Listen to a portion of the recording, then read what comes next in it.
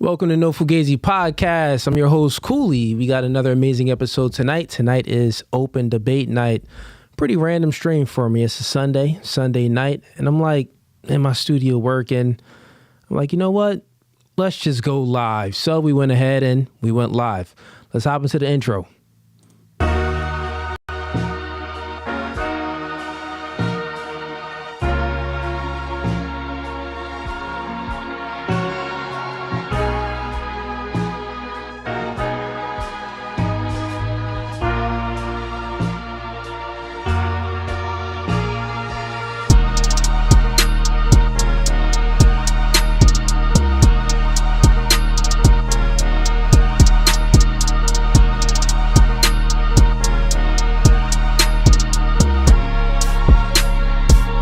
Actually, Gabby, you done. And you want to leave too? This is how our relationship goes. God over man, man over woman, woman over children.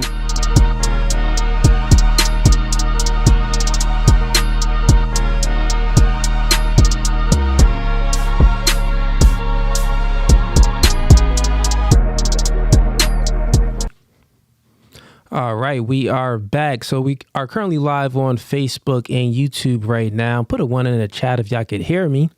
Put a 2 in the chat if you can. Always like to check the audio since we doing a last minute stream for y'all tonight. Once again, anyone that wants to join the stream, and we're allowing, this is a pretty chill stream, so I'm allowing everyone on. If you hear the debate, you want to debate about some topics, or if you just want to chop it up with me, talk to me about, anything that's going on with politics, dating and relationships, religion, black culture, whatever you want. I'm here for it, man. So go ahead and click the first link in the YouTube description and I'll add you on up and we'll get to it. Anyone that's coming on up though, I do see some people coming in now. Just make sure your camera and your audio is on. Just make sure your camera and audio is on. We do got a few links in the description though. So, anyone that's new to the channel, if you want to go ahead and join the stream, once again, click the first link. That's going to be the first link in the description. The second link in the description, if you want to go ahead and join the membership and get special perks and stuff like that, we got 3 tiers: Gang, Hitman, and Mob Ties. Go ahead and click any of those. Go ahead and join any of those 3 memberships, and you'll get access to me, man. Get to hit me up on Instagram, chop it up with me, give insight about what topics we should discuss during debate night, or even the full panel shows with the girls. The next link is going to be for one-on-one coaching. I coach men on dating and relationships, and women as well. Coach men on masculinity. I also do couples coaching, and I do media and marketing coaching as well. So if you need help on any of those things or any assistance, click that third link. I got you, man. The next link is going to be for the merch. We got the God over man, man over woman, woman over children t-shirts. Go ahead and cop some new merch, man. And we got the Mr. Man glasses, the famous glasses that I always wear. So that's going to be the 4th link in the description. We've sold out twice with merch and we had to restock back again. So it's looking good. Y'all like the t-shirts. Y'all like the quality. So we're going to keep on producing and putting more out. We are actually changing the material to the t-shirts. It's just going to be a regular t-shirt with the logo, and it's going to be a little bit more sporty, for all my gym bros that's in there. So it's going to be a little bit more flexible, meaning that it's going to be a little bit more stretchier. It's going to fit the body right. Even though the t-shirts that we're selling now, they do fit good, but it's like the material isn't like that gym type of material. So we're going to switch up the material, and that's going to be the launch. That's probably going to be for Christmas. Around Christmas time, we're going to launch that. So all the gym bros, I can cop some gym t-shirts, some No Fugazee gym t-shirts. 5th link is going to be for the YouTube Clips channel. Go ahead and subscribe to the Clips channel, man. And if you're not subscribed to this channel, go ahead and subscribe. Go ahead and subscribe and click the like button as well, because we be having a lot of Ninja Watchers. I'm doing this live for y'all on a Sunday, so like the podcast, man. We also got the Discord. We got a lot of people in Discord, but go ahead and click that 6th link for the Discord. That's free. I mean, some people don't know about Discord, but that's just another way to communicate with us. You stay up to date on all new things coming with No Fugazee. We were just in Ohio last week. We did a podcast with Tonight's Conversation. Did I think like a whole season with Tonight's Conversation. And it was interesting. I'm not going to give too much thoughts on it now. I'm going to wait till a release and do some reactions and stuff like that to it. But if you know anything about that podcast, you know, here on No Fugazee and in this space, our views is definitely different. So I was pretty much brought on there to be a contrarian, which is cool. But it was good. Everyone was cool, and I'll definitely give my perspective on that podcast when it drops. Without further ado, though, let's see who we got in here, and we could bring up some folks. So if you are tuned in right now and you want to go ahead and join the stream once again, that's going to be the first link in the YouTube description. I see Troy Alfred. I see you in here, man. I'm going to go ahead and bring you up in a second. Let me go ahead and take the link real quick and put it in Facebook, because I know a lot of people be wanting to join on Facebook. So let me go ahead and put the link on Facebook real quick.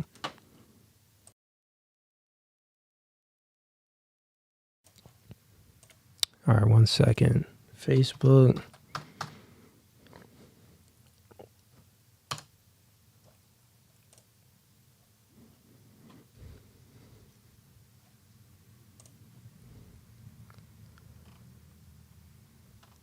All right, Facebook. Yeah, I see y'all in here.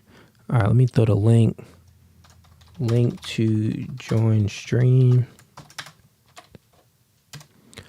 All right, so everybody that's in Facebook, if you want to go ahead and join the stream, chop it up with me, have a debate, talk about anything, go ahead and click that link that I just put in the comments.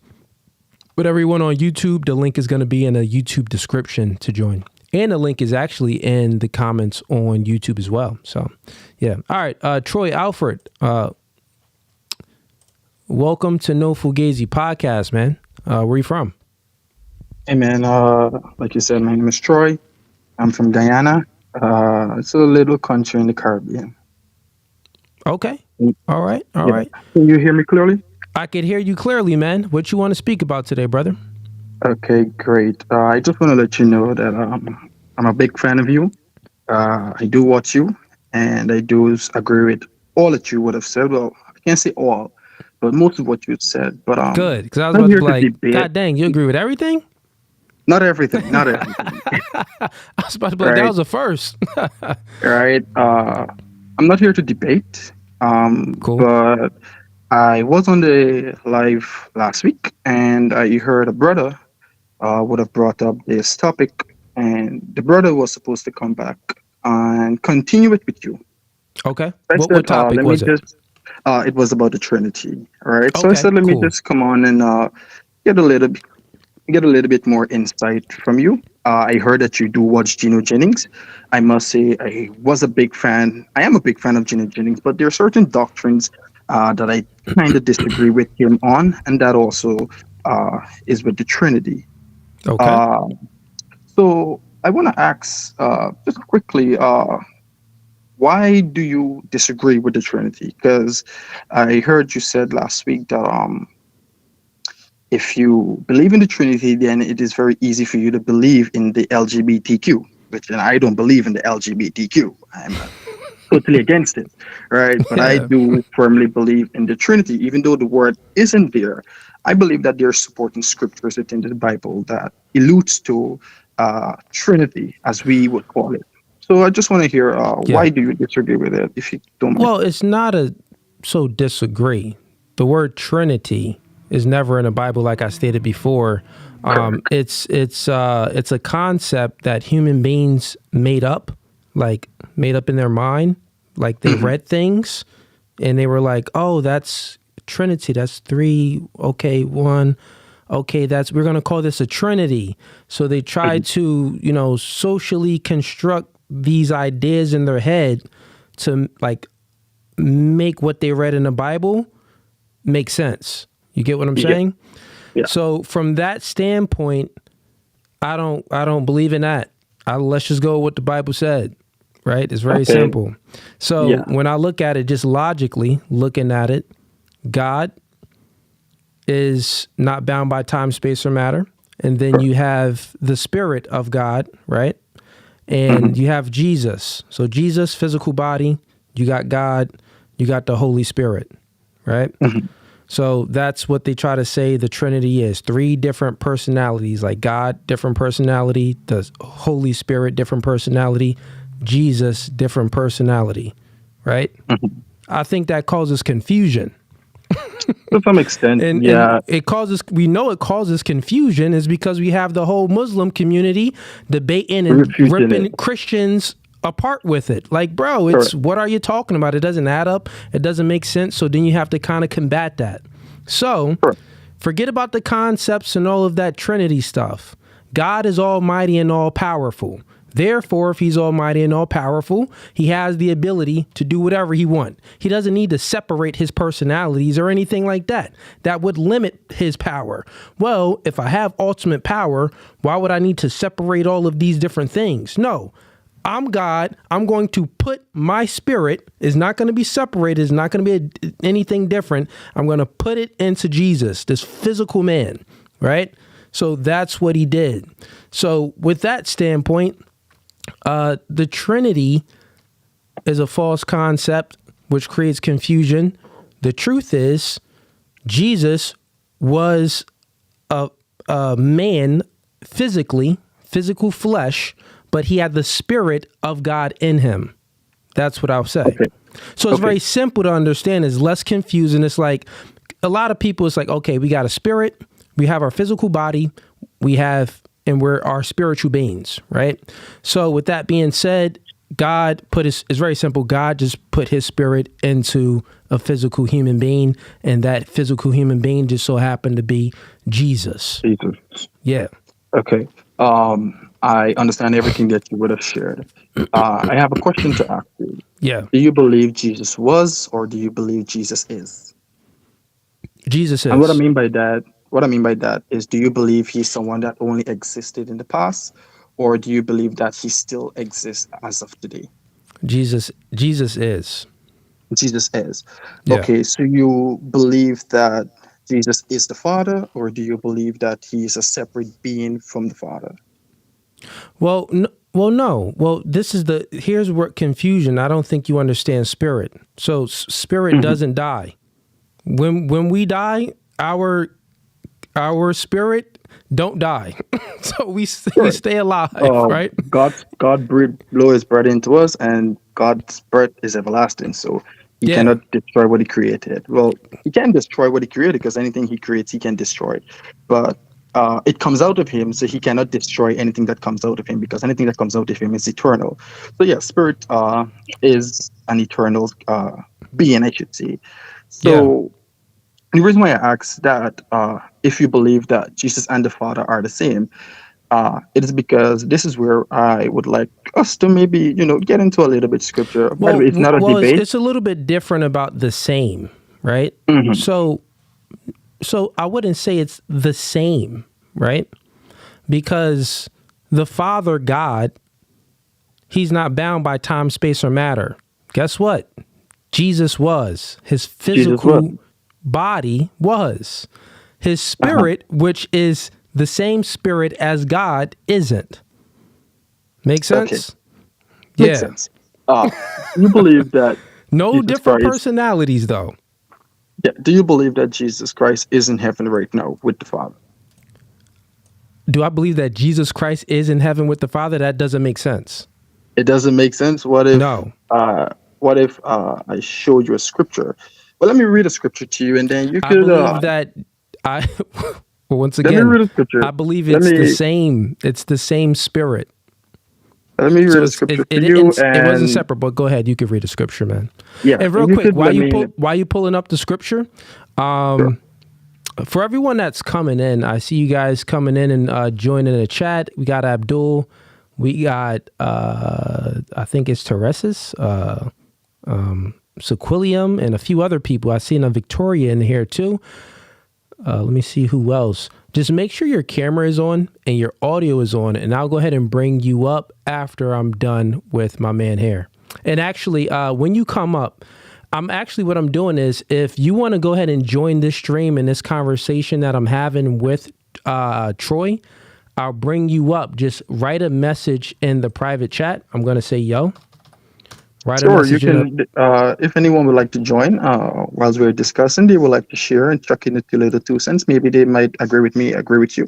for We sure. can Yeah, have yeah. them on here. Sure. Got it. Cool. Yep. So I just put a message in private chat. Say if it's this conversation or another conversation when I bring up another guest, if you want to join at the same time, I could bring up multiple people at once. So that's what we're going to do today. We're going to do it a little bit differently. But go ahead, Troy. Yeah, I just want to let those know who may want to join that. When they join, I hope that they're coming with a spirit of peace and not to bring any contention. We're not here to argue or fight. We're just here to have brother or sisters, discussing the Bible. We're here to edify each other. All right. So the scripture that I have here, Brother Coley, is taken from Romans 8, and it is let's single in on the verse 34. Sorry, and it reads, Yeah. "Who is he that condemneth? It is Christ who died, yea rather, who is risen again, who is even at the right hand of God, who also make intercession for us." Now, the reason why they say who also make intercession for us is because previously, this is the Apostle Paul who was speaking here. He would have also make reference to the Holy Spirit making intercessions for us. So I read the scripture here because it is basically saying that it is Christ, and Christ, who is Jesus Christ, is at the right hand of God making intercession for us. And we know who we are whenever we make intercession, who we are praying to. We're praying to the Almighty One. So he is at the right hand of God making intercession for us. What is your understanding of that scripture? Once again, the understanding of it is very simple.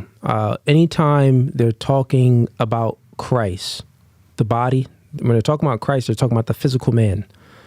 Anytime they're speaking about the Father, they're talking about that's the Almighty God. That's no physical being. He can't die like how Jesus died and then rose again. It's none of that, right?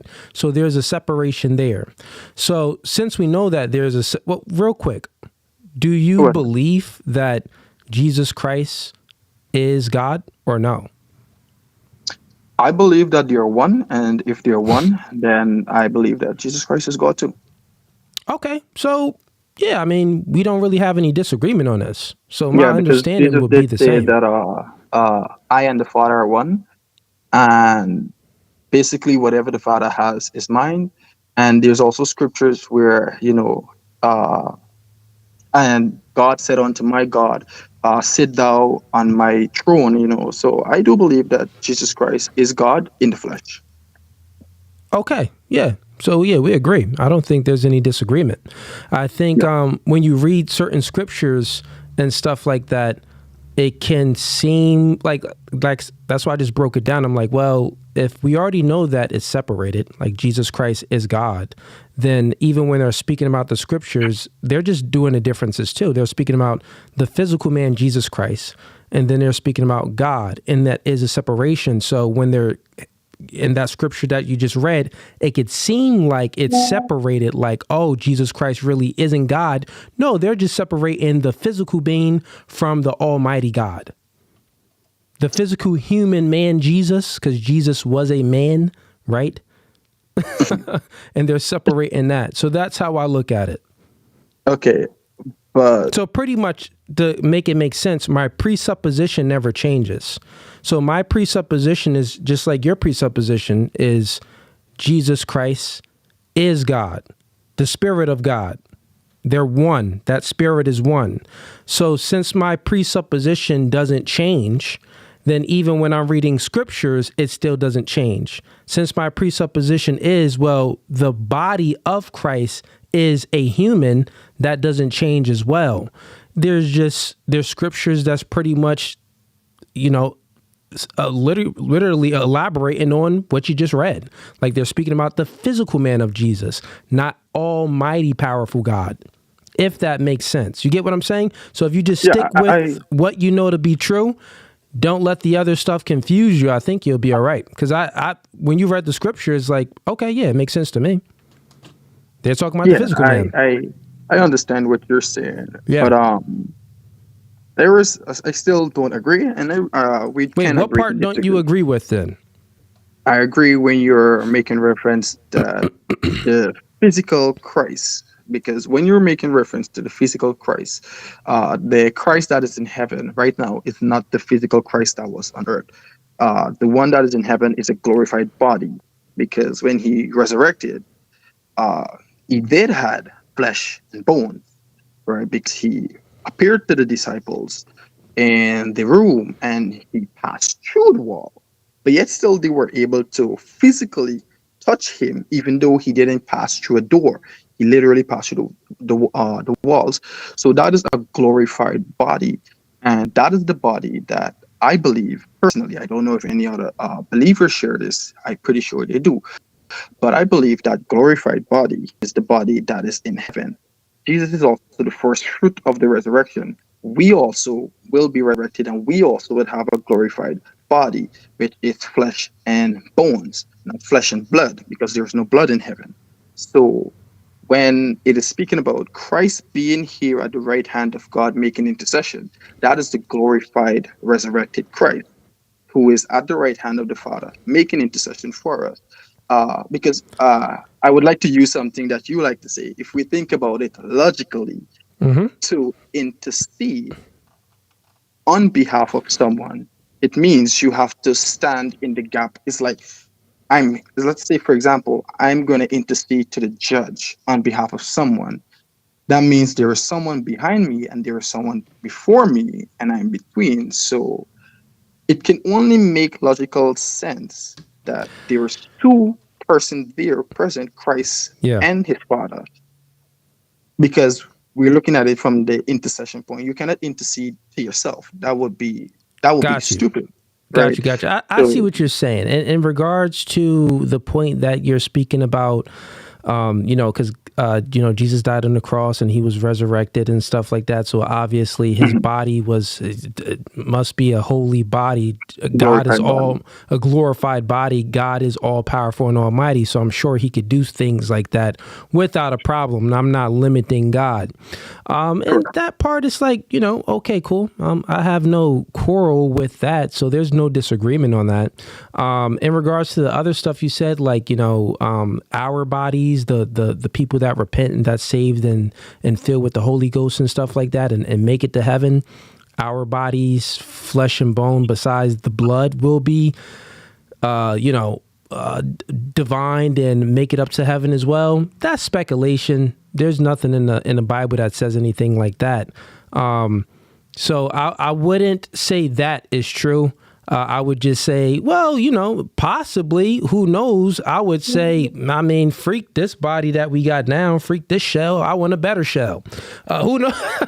Like, if we're going to speculate, like, let me get a better shell. You feel what I'm saying? A shell don't freaking, I don't got no blemishes and no pimples and get sick and stuff like that. But, yeah, but yo, listen, man, good convo.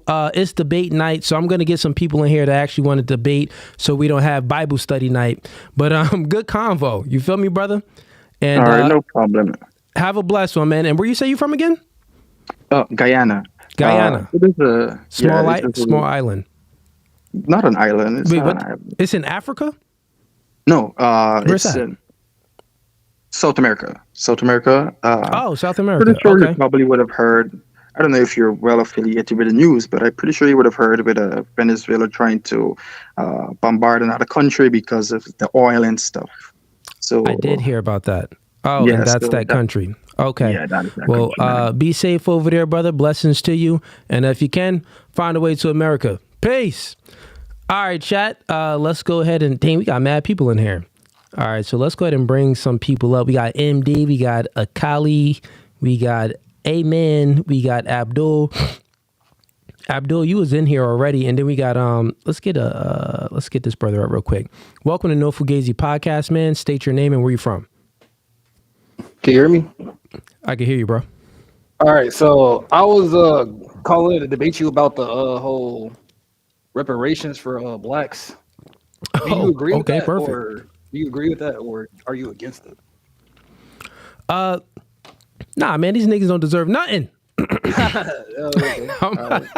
I mean, yeah, we don't deserve it, but we're owed it. Don't you agree? We don't deserve it, but we're owed it, though. Don't you agree? So, we can have a real discussion. I'm just playing, man. But okay, so you're on the side that black people should. You're making an alt claim, like they should get reparations. So, yeah, we don't deserve it, based on how we're, represent ourselves, but we're basically owed it in the sense. Okay, you're saying that we're owed it. Yeah, we're owed it. Like, okay, and why do you think we're owed it? Well, based in like the 1800s, do you know how America acquired most of its economical gain? You tell me. What's your state? What's your state on it? Well, they acquired it through the use of cotton, right? They sold a lot of cotton. That's how they acquired a lot of money in the 1800s. Yep. And the people who picked the cotton was, our ancestors, which I believe, even though you think it was in the past, it still affected us till to today. Okay. Yeah. So I don't view life like that. I don't think anyone owes anyone anything. I think that people get what they deserve. So if you get something, well, you probably deserved it, right? You kind of get what you deserve. Normally, okay, we could speak about, didn't America, they gave money to Israel and other places as well. We pretty much helped build that country after the Holocaust and stuff like that. But, I think didn't we give money to Vietnam after we bombed them as well? Some form of, we would say, reparations. So we could say, well, money was given to other, countries and other ethnicities due to, the blood spill, right? Right. And we could look at that and we can say, well, that's not fair because we didn't get anything and we helped build this country. Just like the stats you said, we was picking the cotton, and that's how, America really became a powerful country with the help of the slaves, right? And we could look at many things that we've been through, KKK, Jim Crow, all of the things, the redlining. We look at all of these things and say, man, I think we are owed something. I don't view life as that. I think that if we deserve it, we'll get it. So meaning that if we can negotiate with the white man currently and come up with something, if the FBA's, Foundational Black Americans, want to all come together and say, hey, we believe we are we believe we deserve this, and let's come up with a plan. And I think they did come up with some type of reparations bill, or it was called 40 Acres and a Mule, but it was 40 Acres and a Mule, and I think it was something even more recent than that. It never got passed, and I don't think it ever will get passed, right? And I think that it's pointless to even think like someone owes us something. We'll get what we deserve, and I currently think right now, we already tried it. It didn't work. So, I mean, these white people looking at us like, well, they don't really deserve it. We got to be honest with ourselves. If other people got checks when tragic things happen, the white people looked at them like they deserved it, I guess, right? We've been asking for a long time, like, for a handout, please, white massa, give us something. They look at us like, nah. So I guess we don't deserve it. So here's what I say. I don't view life as, I view life as competition, right? So I'm not going to ask any man. Asking another man for something is weak. That's what women do. Women ask men for stuff. I'm not going to ask another man for anything. And it doesn't even make sense. How would it even work where it happened so many years ago, slavery and stuff like that? These white people right now in power, these aren't the people that enslaved us. Like, we're not enslaved right now. And these aren't the white people that enslaved our ancestors. These are totally two different, these are different people. Different people. One's hundreds of years ago and to these white men now. Think about it in a relationship. Say if you're talking to a chick and you courting her. Hey, baby girl, what's up? She like, you asked her, you single? Oh, well, yeah, I'm single now, but I was in a relationship with a dude and, da-da-da, and you trying to get her number or whatever. And she like, yeah, boom, boom. Y'all go ahead and on one date or whatever, and it's kind of cool. And then she's talking about what her past ex did to her and all the traumas and tribulations that this man put her through. And she's like, yeah, he kind of put me in debt. So, can you help me out? I think I'm owed this by another man. This past nigga put me in debt. He put me through these traumas. I think I'm owed something from you, the new man. That's what it's like, bro. It's like, okay, these white people is not the white people from 100 years ago. So this is why they can't even make it make sense in their own mind. It's like, no. But the thing is, when Vietnam happened and all of these other things happened, it was like the current white man today. You feel what I'm saying? Like slavery happened too long ago. Well, I think that's the reason why as soon as injustice is done, it's better to write it than put it off for decades and decades and then expect us to just like forget about it. So if you let's say you got a friend, right? And you break his phone, right? Yeah. Your friend will want you to pay him back for his phone right away, not tomorrow, not today, like away. But the thing is, you don't have to do anything. If you friend, but that's the thing, right? But that's like the feminine mind. What they look for is like trying to reason a way to get something and say that they are old, or you get what I mean? It's more like a victim type of mindset. Like if me and you homeboys. So do you think? Think about it real quick. If me and you homeboys, I take your phone and I break it. You like, nigga, you owe me that. We've been friends for, nigga, I don't give a freak. We not friends no more. Shut up. Then what you gonna do about it? Do you want to fight? Okay, nigga, square up. We shoot the fade. So it's like at the end of the day, no one owes anyone anything. Is what do you get what you deserve. You get a beat down, you probably deserve the beat down. You get robbed, my nigga, you probably deserve that. You wasn't protecting yourself good enough. Bad things happen is like, well, you could have did something to avoid it to a degree, to lessen, to mitigate risk in certain standpoints. But I'm sorry, man, answer your question. Well, I mean, if you think blacks deserve to be enslaved, then yeah, I agree with you if that's the case. But other than that, I mean, well, I'm saying I didn't say anyone. I said you get what you deserve. So meaning, I'll elaborate more, right? Let's speak about black people and slaves. So black people in Africa, Africa was never together. It was many separate nations, right? It wasn't a monolith. It was many different countries and stuff, right? Mm-hmm. So with that being said, black people enslaved other black people, right? So it's always survival of the fittest. It's competition and competitor. So you have to compete to get what you deserve, right? So if black people was enslaved by other black people, that means that when a foreign man comes over, like, hey, well, I want to buy what you have and take some of your slaves, they already view these other black people as less anyway. Okay, cool. We know our community been selling us out since back in the day. So what I'm saying is the white man did what the white man was going to do. Like the black man did what the black man was going to do. That's the world. It's competition. Like if you are outgunned, outsmarted, out-militarized, and all of these things, you're going to be taken advantage of. That's just what it is. I mean, okay. Like at my crib, I got a home full of guns everywhere, studio guns everywhere. You pull, someone comes here, pop, I'm bang, bang, bang, I'm gonna be ready for all action because I'm prepared. But say if I was a nigga that wasn't ready and wasn't prepared, I probably would have been got for my chain that I wear that's real, for other things that I wear that's real. Think about all the rappers and stuff. Who's a PNB Rock? This nigga wasn't ready. He out in LA at a spot where maybe he shouldn't be with a nice chain on, right? So then it's like, okay, you could either, a nigga got a gun to your head, you got two choices.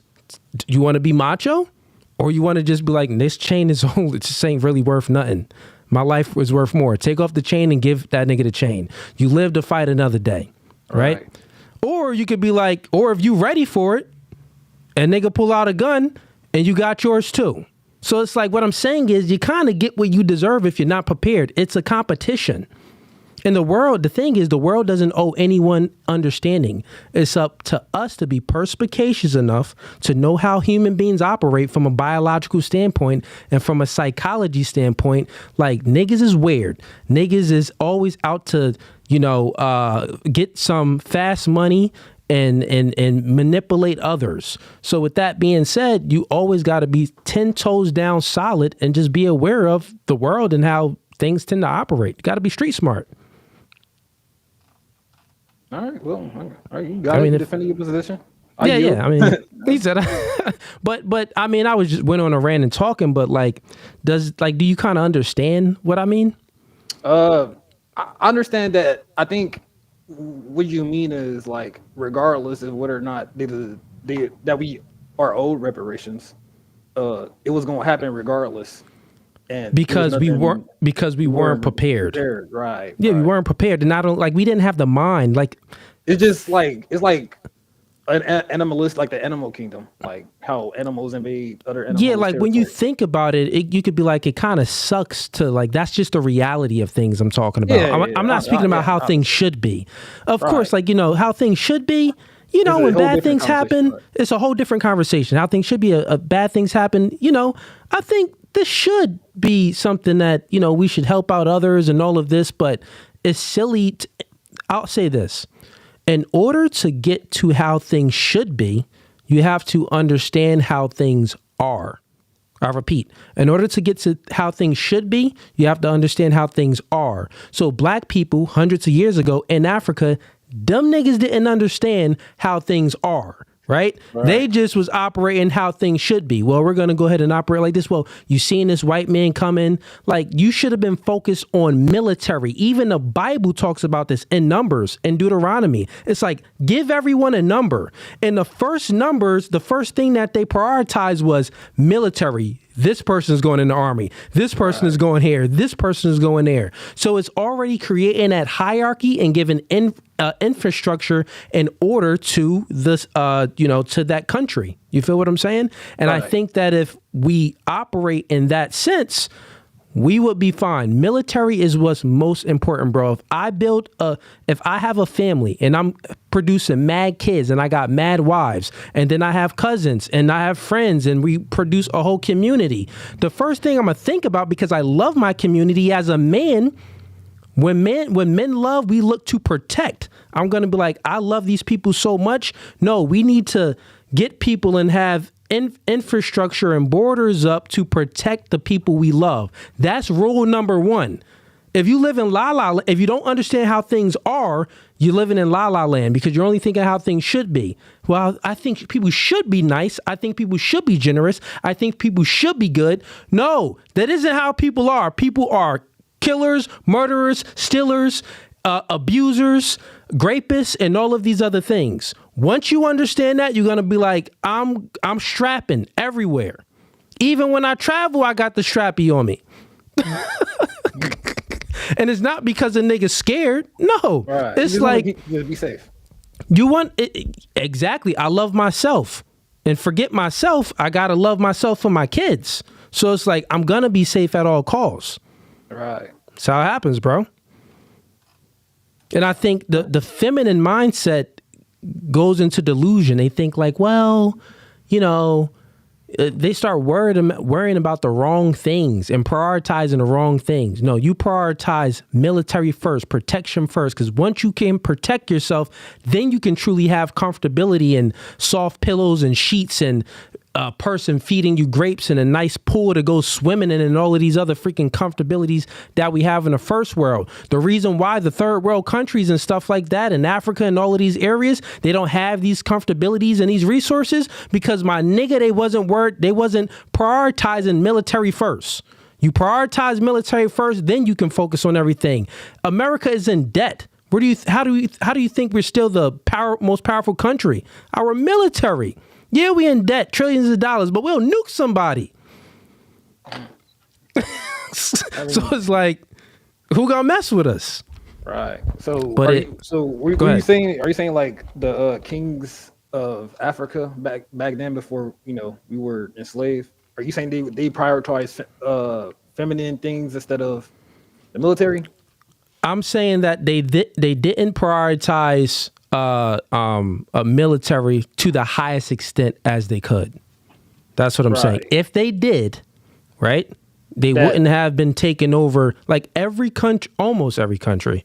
Well, I would say almost every country in Africa is either the French is owned by the French, is owned by the French, America, the China, and other little countries surrounding them. Like they don't really have their own dollar. I think there's a few countries in Africa that still maintain their own dollar. But other than that, they use another people's currency. That means that another government is controlling them, controlling their resources and controlling if you control the resources, then you pretty much control the military too. all right. Make sense? So Yeah, it makes sense. men we protect, bro. We start there, and then we go to other stuff. But I'm gonna get to some more callers, man. But you could stay over on the side if you want. And when I bring up more people, just send me a chat if you want to come back on up and join a convo. Because I'm gonna have like 4 or 5 people in here at some point. We're gonna have like group discussions. So if you want to chill on the side, I'll bring you back up later. All right. Cool, man. All right, chat. We got my man Obstacles to Opportunities in here. He been waiting to get in. I gotta get Brody in. Right, but I got one more person before you, Brody. Let's go ahead and get. Where's Abdul? Yeah, Abdul, welcome to No Fugazee podcast, man. What's up? thank you. What you want to talk about today, man? Well, so I just want to ask, like, you choose. First of all, let me make this clear. Like, English is not my first language, so it's gonna be a little difficult for me to go through some of the explanations. No But, problem. Where you from? What's your first language? My first language is Mandinka. Okay, Yeah. cool. And where are you from? Liberia. You from Liberia? Okay. What you want to speak about, man? So I want to speak about the relationship between African Americans and Africans. Okay, go ahead. Yeah. you got? So I have a question. Like, what do you when it comes to the relationship between African Americans and Africans, what do you think is the problem? Because I always get asked, right, about African Americans, like, do Africans hate us? Why? Like, this is something that I don't understand why I get asked this question like so many times. And okay, you said do Africans say that again? They say African Americans always ask, like they think, okay, some of them think or some of them believe that Africans hate them, like. Oh, you said hate them. Okay. Right. I mean, I guess some people could think that, every time I've encountered, I got African friends, from certain parts of Africa. I employ certain people from Africa as well. They work for me. I don't look at it personally that way, but when we're speaking about, kind of like overall, maybe how some black people would think that Africans hate them. I know this, when Africans come over here, generally speaking, they kind of do better than, the blacks here. They're they're enrolled in the schools and get higher degrees. Not than all of the blacks, but I'm saying usually when Africans come over here from certain countries in Africa, they come over here prepared. Like they send over their best people usually, and these are people that's motivated and ready to, really take advantage of the American dream and make something out of themselves. So I think that with that being said, black people could be a little bit envious of anyone that's coming here that looks like them or resembles them, that's maybe doing better. That could be there as well. But yeah, that's my thoughts on it. Yeah.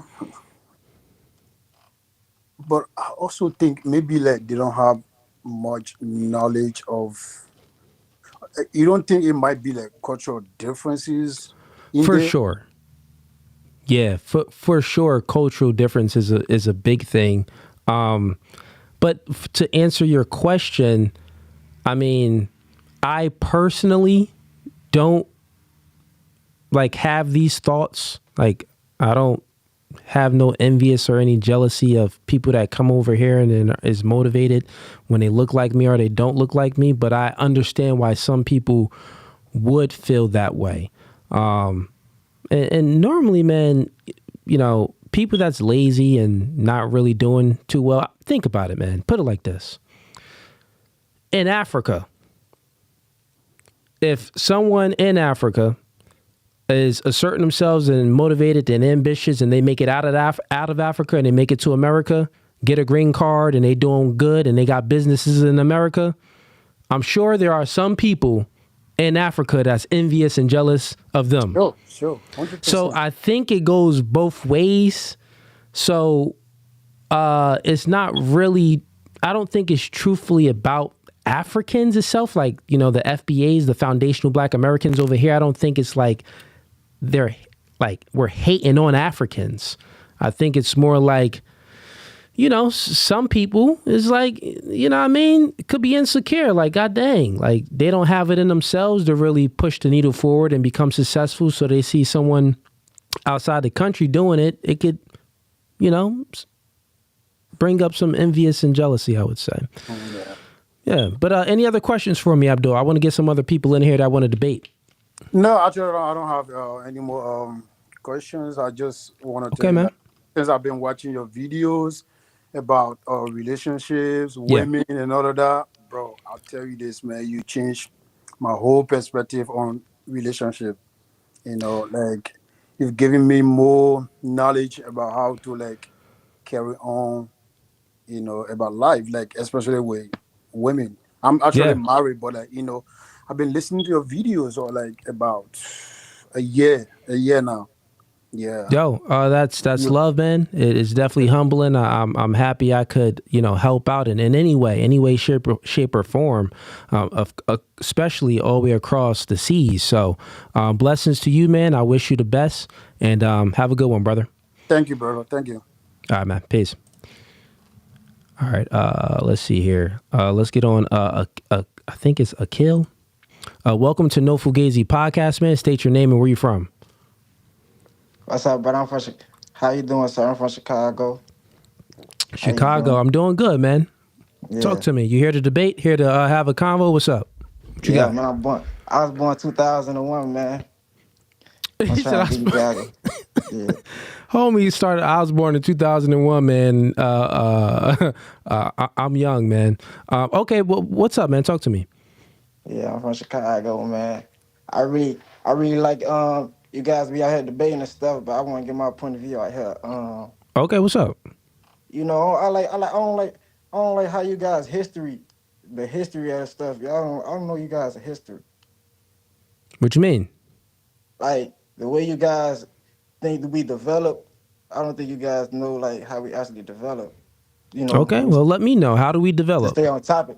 You know, stay on topic to the history of Africans. You know. I feel like the Africans don't respect the white people who left Europe. They don't respect they fight for freedom. You feel me?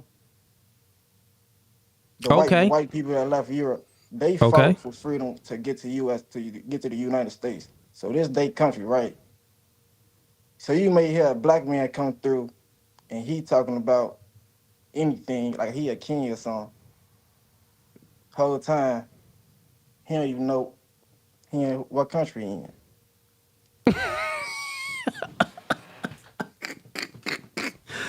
Yo, you trolling, bro? You funny? Nah, Shay, I'm trying to get out of history lesson. I mean, yo, you funny, bro. But yeah, I get what you're saying. I mean, okay, cool. Anything else? I said you ain't gonna challenge what I'm saying. What you mean? Like I'm saying, you think I'm trying to troll him? Yeah, he trying to troll you. Are you trying to troll him? Yeah, nah, I'm not trolling. I'm saying that the one part that you said. You can troll me. I'm out here. That's your We in lady Iraq. friend? No, I'm not Listen, trolling we in you. Iraq, man. We ain't worried about none of that. I'll talk about the history. Stay on topic. Yeah. So I mean, the one part that you said, you saying that you I'm feel like born black people don't 2001. really. Yeah, your history is what? You said like black people really don't understand, the fight that how the white man had to escape Europe and come over to America. Okay, yeah, I see what you're saying. You're saying that some black people really don't understand the white man's struggle. I mean, fair enough. Who you got with you? You got your lady friend with you? Yeah, I got a sister with me. Oh, your She a sister. black Okay, queen. fair enough. I thought you just said men out here calling them kings and they not really kings, but you just called your sister a black queen. Nah, I ain't really trying to they thought process. It's just to know you gotta know your black history when you saying what you saying though. Okay. You feel me? So you can say what you want to say, but you gotta know what you saying though. You How gotta old know are what you? you represent. In his face. How old are you again? You said you was born I'm born 2021? 2001. Yeah, Okay, so you was born 2001. So yeah. okay, so you like 20 3. 23. Okay, yeah, cuz 2004, 23 years old. Okay, man, you graduated high school? Hell yeah, on time. And I On graduated 8th grade on time. And I'm on from Chicago, Illinois, on Southside, time. All Inglewood, right. Southside. Okay. I'll be listening to yeah. Oh All right, God. brother. Listen, I'm gonna get to the next caller, man. Have a blessed one, man. You too, man. Hey, chat. We do it live. We got all types of people, that call in and stuff like that. What's the chat saying? Chat, y'all probably man. Skip. He's shooting blanks. This went left. Yeah, man. Anyways, we live right now. No Fugazee podcast. If you want to join the stream, we got a lot of people in here. I'm gonna go ahead and get on up. If you want to join a stream, it's the first link in the YouTube description. Let me go ahead and close the Facebook stream. Everyone on Facebook right now, come on over to YouTube. That's No Fugazee podcast on YouTube. I'm gonna. Yeah, they ripping homie that was just on. Comments is funny. All right, yeah, I'm gonna go ahead and close down the Facebook stream. So come on over to YouTube. All right, let's see. All right, so Facebook stream is closed. We are only live on YouTube. Let's go ahead and bring up my man. All right, we got a lot of new people in here too. Let's go ahead and bring up my man Obstacles to Opportunities. Then we're gonna get up Disto, I think that's his name. We got Bakari. I see you in here. I'm gonna get you up, man. I see all the books behind you. Gonna get you up. You look like you were studying some stuff, so we're gonna see what's good with that. We got Fugazee Ura. I'm not sure if I'm saying your name right, but you look like you're in a studio setting. I'm gonna get you on up too, brother. I hope I'll go tap in the next. Okay, I got you, man. Let's see. Let me get up my brother Obstacles to Opportunities. And we're going to try to bring up a lot of people at once, but it all depends on how the conversations is going. What's going on, brother? How are you? Winning. My man said winning. I like the new background, man. You look like you living good, man. I got the new house. I'm trying to get the okay, yeah, right. You got the lighting right. My man got the moons and the moons and the stars in the background. A dude holding a planet. What's that? Oh, that's just moons right there. You got Elon Musk in the back. You already I see you, brother. We gotta have Elon in the back. But, and remember, we got the Vegeta not on our forehead, but you got him on the desk. Yeah, shout out to the brother that had my man the Majin Buu print on the head. He was fully supporting Dragon Ball Z, so no hate on that. He was decked out. He was truthfully decked out, man. What's good, man? Talk to me. Oh no, man. And first of all, I want to say shout outs to you for having that conversation just now with the previous caller. Not the one talking about the Europeans. Put some respect on the name. I'm talking about the one who was talking more in a feminine mindset. it's like he was operating off the Jiva Convention, where he was just thinking like what other people should give him and how the world would have, coulda, woulda, shoulda. If we were Teletubbies. Yeah, man. Yeah, if we was Teletubbies, then the world would be like that. But now people are getting mollywopped daily for land. For truthfully, resources. man. Like, in a real way, man. In a real way. And we moving around here like mad in the head. Like there should be no murders. There should be no unalive. Everybody like, nah, man, that's not how the world go. That's definitely not. Yeah, man. As I always tell people, man, if you want to get how things should be, how things ought to be, the only way to get close to there is to first understand how things are. Because if not, you're going to be dominated and take advantage of because things just are. Like they operate a certain way. But what's up, man? Talk to me. Yeah, so let me see. I got to find some points of contention with my brother because, that's what the people want. So at the end of the day, I was thinking about something that you were previously talking, and I'll just bring you up to speed a little bit. We were talking about hypergamy. Yeah. You spoken about that last time when the gentleman came on and talked about females having leverage, right? And in that conversation, you were talking about, let's talk about how it is, right? And so hypergamy is something that we always talk about women trying to date up or marry up, have some type of relationship that's in an upward trajectory. And also just wanted to mention, like, if you really look at the definition of hypergamy, it's also sexual capital too. So I was explaining to one gentleman that men do it also when they're actually looking for a woman that's more fertile, maybe a woman that looks pretty good on the eyes and etc. But mainly in the majority of the world, most people date with hypergamous intentions, meaning if you come to Asia, if you go to Africa, families that are on the same socioeconomic level, they date like this. It's always got to be something in it for the man and the woman. You get what I'm saying? Versus what we do over here, maybe we do things different in America, right?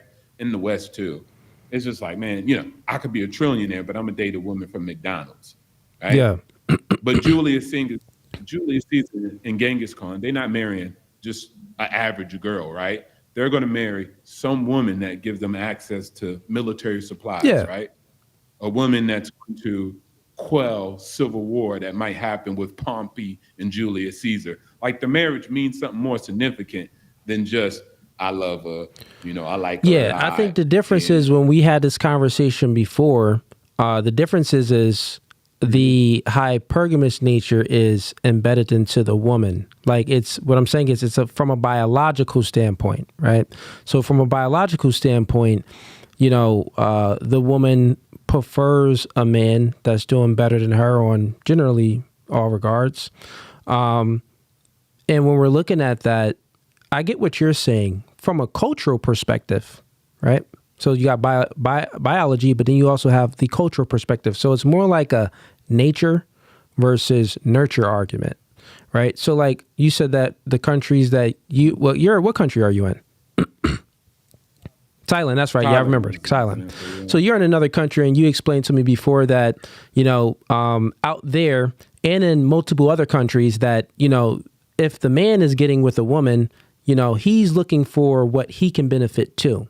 So it's like hypergamous as well, right? Meaning that the man is looking for like kind of an equal opposite exchange almost, something that's almost equivalent. Like, what do I benefit from it? If I marry you, do I have access to, your family's trust or something, anything, just making up stuff. You get what I'm saying? Like something, where do I benefit from? And I get that. That's from a cultural standpoint. But I think biologically in a man, we don't view it like that. Like when we're dating a woman from our biological tendencies and stuff like that, it's like, I don't really care what she has going on. If she's beautiful and submissive and can follow my lead, I'll take her. From a biological standpoint. From a cultural standpoint, which is nurtured, what you've been influenced by, well, it could be like, yeah, she's cool. She works at McDonald's, but I think I need to, I've been, socially constructed to believe certain things and my culture is telling me this. That's fine. But let's see if I can get another girl that has the same similar traits or maybe even less, but I could benefit more. I can maybe extract out some resources as well. And I could agree to that standpoint. I think two things can be true. So I could say I can concede on your argument and say, for sure, man, from a cultural perspective, I can see why men would be hypergamous, right? But from a biological standpoint, men aren't hypergamous at all. Think about even when they cheat. Men cheat down. Like niggas will clap some cheeks and the girl they got a 10, they'll knock a 4 down. A chick, she not really cheating down per se. Usually she's not cheating down. What she would do is, I know you're going to speak about the pool boy and the milkman. I know. Oh, you wasn't? No. I was going in a different direction. That was a good point too. I was going to say there are exceptions. Usually the pool boy. I was about to say there are exceptions. Usually the pool boy, he's making less. Like say if the husband is rich and stuff like that, the pool boy is making less. But women are complex creatures with their attraction triggers. So she'll still date down finance-wise. Like she'll still let a dude clap cheeks finance-wise because women prioritize feelings. So it's like, well, he's attractive physically and he embodies these physical traits that I like, which my man is lacking on. So either way you look at it, the pool boy still is packing what the husband is lacking. So it's still hypergamy.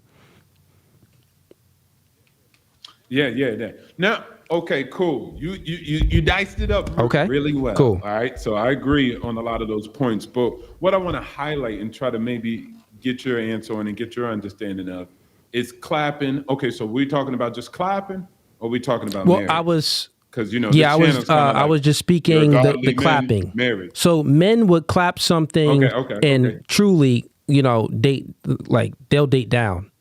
They'll clap down. Women, got you, bro. No. Put it like this: women is never clapping down.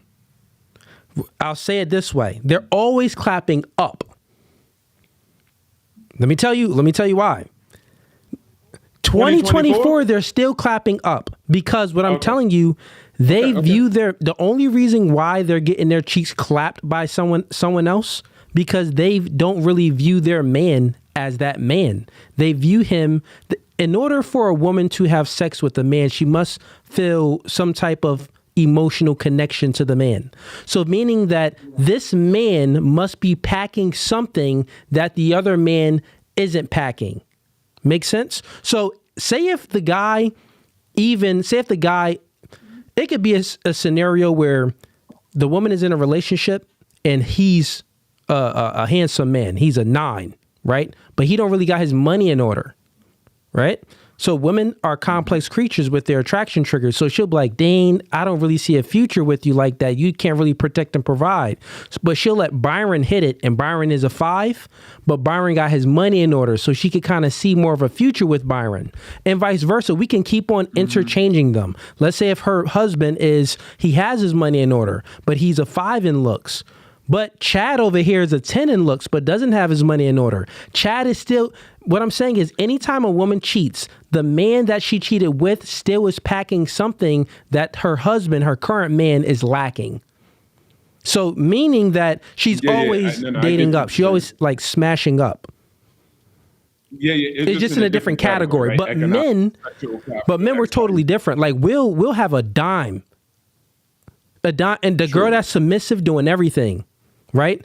But dry Saturday night, we got an option, and this is a valuable, meaning like she with it. Most guys are going to take the option and smash the 6, even though they got a 10.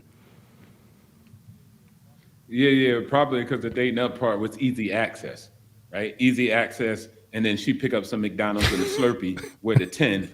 Let it be a bad bitch sweeping, like Kanye said. So there's some up into it too. It might not be. It's still not an up. The thing is because men time, energy, attention. He like, look, if I hit the slot buster, right, it's gonna be mad easy. It's a layup, backboard, right? That's time, energy, attention, reducing from the courting process. Versus, I know it's no. I see what you're saying, but no, because men, it don't even work like that, bro. Like from a physical aspect, niggas just want to bust nuts, bro. So when you looking at it, it's like guys be having bad chicks, but it's like if I could get these, like, niggas, it's something that's embedded in us that we want variety. We want multiple women. You get what I'm saying? Like, we want to spread our seed far and wide. So from a biology standpoint, niggas will be in a happy, comfortable relationship, have the baddest girl that's submissive. They'll see a 4, and it's like, this chick she has nothing that's better than my girl. But just the fact that, like, men are only as faithful as their option. So just the fact that it's an option and this girl is down to have sex, it's like, well, why wouldn't I be from a physical aspect? And once again, chat, we're not speaking about how things should be. We're speaking about how things are. But go ahead. How they are. And okay, cool. I wanna pivot off of this point because this point is lit. But okay, cool. We kind of went back and forth with that one. I know we were talking about last time that leverage, right? Because that was the conversation, and y'all were talking about the leverage, the female having leverage. With that was when I was 2K with 2K. Juki. Yeah, 2K. Shout out to 2K. So you was talking to NBA. Shout out to NBA 2K. So he couldn't articulate his point, but I'm gonna come through and articulate. Okay, cool. All right, no disrespect. Shout out to the brother still, but you were slipping. You were slipping, Fugazee. Tell me how I was slipping. That point, because and it's okay. And blue orange 22. I see you in here. I'm gonna bring you up as well, man. Go ahead. So in the conversation, now let me know. All right. He was talking about the women having the leverage, like in the current existing construct, right? And I know you was like, well, if we did this, which was if we changed our ways, if we, switched up some of our behaviors, then things would be different, right? But I was like, damn, Fugazee, I thought you said you talk about what is and not what coulda, shoulda, woulda, coulda been. So in the current construct, right? You know what I'm talking about. I can elaborate. Okay. So, because it was maybe if you didn't listen to the full thing, but when I bring people on, sometimes I'll want to get their perspective, so I won't give my full perspective. But what I said, I've actually conceded, and I said that, well, women do have leverage. Women only have leverage if men allow them to have leverage. That's what I'm saying.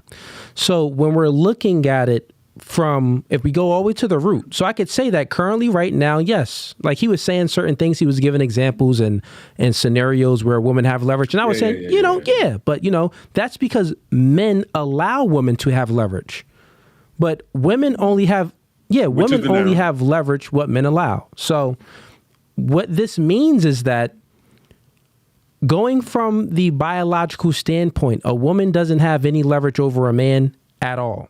She doesn't. So therefore, the only way a woman can have leverage in any aspect is only if men allow the woman to have leverage. By leveraging other men. By leveraging, but even with that, no, think about that. The only leverage that a woman would even have is still leveraging other men through, legality situations, through, that's going to be the weak men. And I even made that standpoint. I said, well, yes, some women, some women, if they don't have any man that if they're not going to use a man to leverage, right? Leverage over another man, then the only way that they have leverage over a man themselves is by weak men, meaning that the men that pedestalize women, the men that, which those is majority. Are, I mean, dang, there are simps. I can't really argue that. Simp culture is OD crazy. Man, they OD crazy. And when you look at American history, I remember there used to be, Japanese explorers or early adventurers. They used to come to America and they wrote titles in the 18s and the 1900s called the henpecked men of America. In comparison to the rest of the world, they were looking at you like you were crazy. I don't know if you know Robert Kiyosaki, but when he went down to Japan, he's Japanese origin, and they asked him, they was like, "Yo, what's up with your side pieces?" And he was like, "I don't have any other girls." And they were like, "What? You ain't got no other girls?" He's like, "I only been with my wife Kim. I'm just loyal and faithful. She my star, my moon, my sun." And they were like, "Okay." So I just wanted to point that out. It was pretty fun. Now, I don't want to hog up the whole show, so... You're good, but does that make sense now when I say that women only have leverage, because men allow them to have leverage? So what 2K was saying, yeah, the examples that he gave, totally fine. But then the thing that I wanted him to understand is like, if we're going to say these things about women, right? If a woman chooses a man that abuses her, if a woman chooses a man that, you know,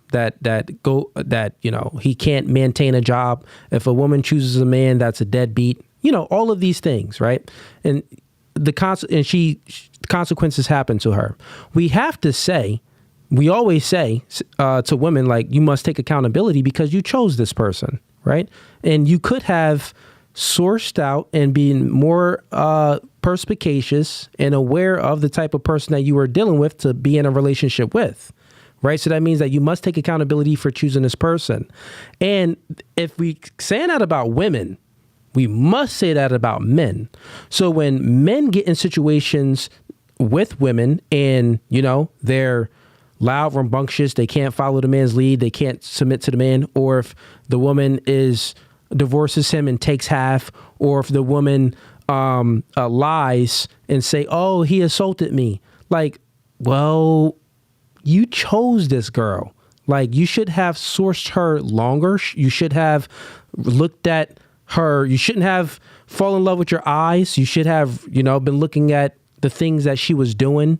She got all these tattoos. She has a baby father.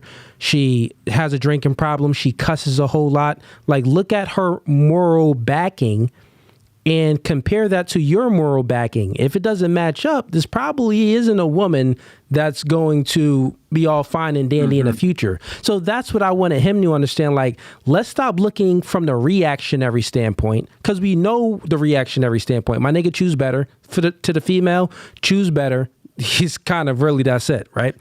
But we can be proactive and we can look at the red flags before we commit to an individual. And let me just add on this, and I'll make this my last point, and I think we agree on this one too, but maybe not. I just want to make sure, because, hey, this might not be the Fugazee's message, okay? So I just want to put that disclaimer on it. And it's not going to be nothing crazy. But I think you said it, and we agreed on this point before. I think people bent the knee and lost the war when they just let the first wave of feminism in. And I say that because, right, having a position of where you condition men culturally, or let's say it's biological, where they seek to protect and provide for women, you get? That's what they seek to do in the culture, right? And then when you give them both the same equivalence of power within the society, right? Same voting privileges, same X, Y, and Z, right? Extrapolated. One with power is going to utilize it different, right? Because they've been conditioned, I have power now, and what am I going to do with it? Protect women and children, right? And provide for women and children, right? But if you haven't conditioned women to do that at all, right? And that's not even the biological thing. And you give them power. As you probably obviously they're going to use. They're going to abuse the power. They're going to use and abuse it to something that you will never be able to fathom, because you would never do it, because that's biologically not you. And also, let's say, that's not you conditional wise, cultural wise, right? So that's where the greatest landslide has happened. And even when I hear men like, I'm the exception of the red pill, or whatever it is, the masculinity, and they believe in the first wave, I'm like, you lost me there. Because there's no way. Once you, and I think most people in this space, with the bigger ones in this space, they understand what you just said. Like, even from the first wave, it was nonsense. You scared to say that. I mean, a lot of people I say it all the time. Like, feminism from the door. Once we try to equalize everything, like, bro, we're not equal. Women don't want a man that's equal. So why are we trying to socially construct something that women don't even want, that is not even going to be good for most men anyway? It's pointless. Well, they want that power. Now they want it. Hey, but what did Bone Crutcher say? If you're scared, go to church. Amen. So shout outs to you, man. I really appreciate it. If you do that group thing, that'd be dope. And one thing I just want to add too. I just want to add this, just in case I don't come back up, is Man, listen to Fugazee when he be telling y'all it's a real world out here, okay? You can get hit in the jaw. Y'all guys need to, I was in the military for a long time, so that might be why I got the edge. But also, you need to go find that edge. Go find people with his message. Go find brothers that's going to teach you this real world and how it really works so you can stop operating over the Geneva Convention or whatever, utopian world, Teletubby world you got. You got to go out here and compete. If you African, I don't care if you Black American, Jewish, Israeli, white, Black, all of y'all compete. And I'll tell you this too. Everybody had beef. Asians be violating Asians. I live in Asia. They violate each other. China and Japan got beefs before even white folks was around. So everybody fought. It's nothing new. White men don't got a monopoly on it. You better go out here and square up and get prepared or you won't get left in the dust. That's facts, brother. All right, man. Yo, stay in the corner, man. I'm gonna try to give a group chat after I bring up this one brother, and maybe we can get everyone in here and get some topics going. All right, man. Cool. Peace. Cool. All right, let's bring up. All right, we got a lot, so let's try to make this real quick. I see Bakari. I got you next, but I'm gonna bring up this one brother, Blue Orange, real quick. He said he got some smoke, so we're gonna bring him up real quick, and then Bakari, you next, and then we got Ragaza. I think I'm saying that right. You right after him. And Game Changer, I see you in here too, man. I'll probably bring you up right after this one too. All right, man. Yo, what's up, man? Blue Orange, what's up? Let me just say straight, man. Nigga, we in Palm Beach County, man. We ain't fucking around with this bitch, man. All these straight hoe-ass niggas, man, they talking all kinds of shit. Let me tell you something. I know Fresh and Fit, okay? I'm local South Florida, okay? I know. That boy is a bitch. Myron is straight up a bitch. I have called him out. He has deleted my comments. I have made comments on his videos. I've challenged him. 5 minutes, 5 rounds, MMA rules. Anytime that boy wants to come and swing, he knows he can come and get it. So I was the men's rights activist on Jubilee on the Middle Ground a couple weeks ago. And I straight up called him out. Straight up called him a punk. Straight up called him a bitch. He said nothing. The boy ran away. The boy does nothing. The boy is weak. And I know stories about him. I know local stories about him that other people don't know. Those niggas tried going to a Dolphins game. They was straight up ran out of Hard Rock, man. They was straight up ran out. The boy is weak. And I will tell Tater Boy, okay, Andrew Tate, I'll tell him the same thing. 5 minutes, 5 rounds, MMA rules. Anytime they want to get it. Anytime they want to come get it. But on a more serious note, listen, the way that men are treated in society, okay, the real quick, hold your horses. You said a lot of stuff there. All right, man. As a man, do you think that is good to be, coming on a stream, saying the things that you're saying and threatening other podcasts and stuff like that? Do you think that's a manly thing to do? You're speaking about you're seeming like you're trying to come from a masculine standpoint of being, forthcoming and asserting yourself. That's fine and dandy. Any human being can do that. But do you think it's masculine to say what you just said and talk about other people behind their back when they're not in front of your face?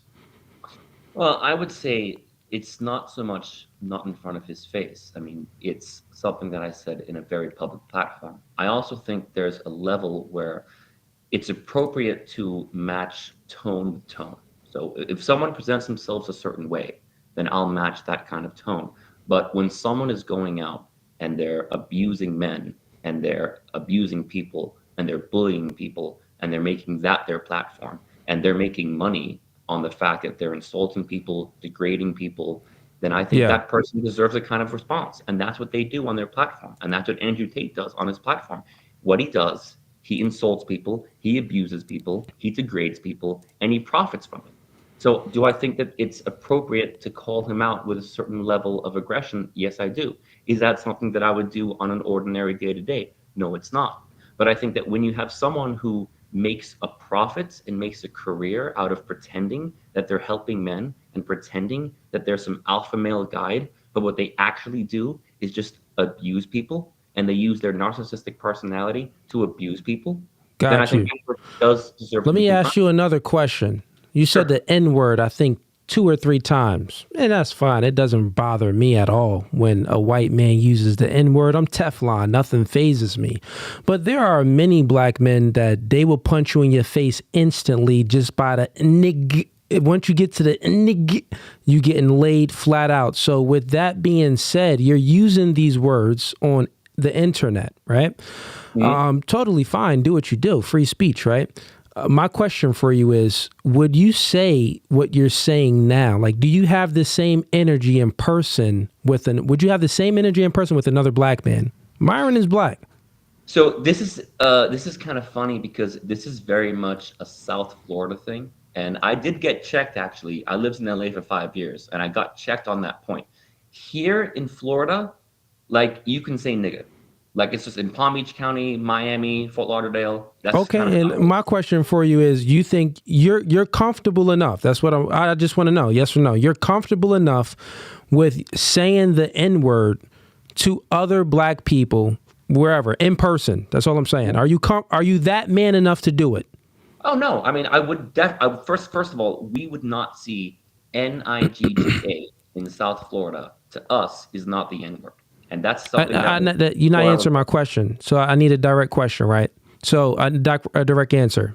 It's very simple. No. I mean, if I was someplace else, would I use that word? No, of course not. Oh, got you. So don't do it. That's not manly. That's not manly like. If you wouldn't do it, in general, wherever you are, right? Meaning that if it's something that's part of your vocabulary, like you said that it's from South Florida, something I do, it's my culture, right? Well, a man, he's not going to switch up for no one. Men, we don't switch up for anyone. So if I do something, let me finish. Let me land this home so you understand, my boy. When men do things, we don't switch up. We don't switch up our tone. The same way I speak to men, the same way I speak to women. And if none of this energy changes, and people know this about me, real quick, listen, I want you to listen. Blue Orange, just listen real quick. Blue Orange, listen. To a woman as you would to your mother. Blue Orange, listen.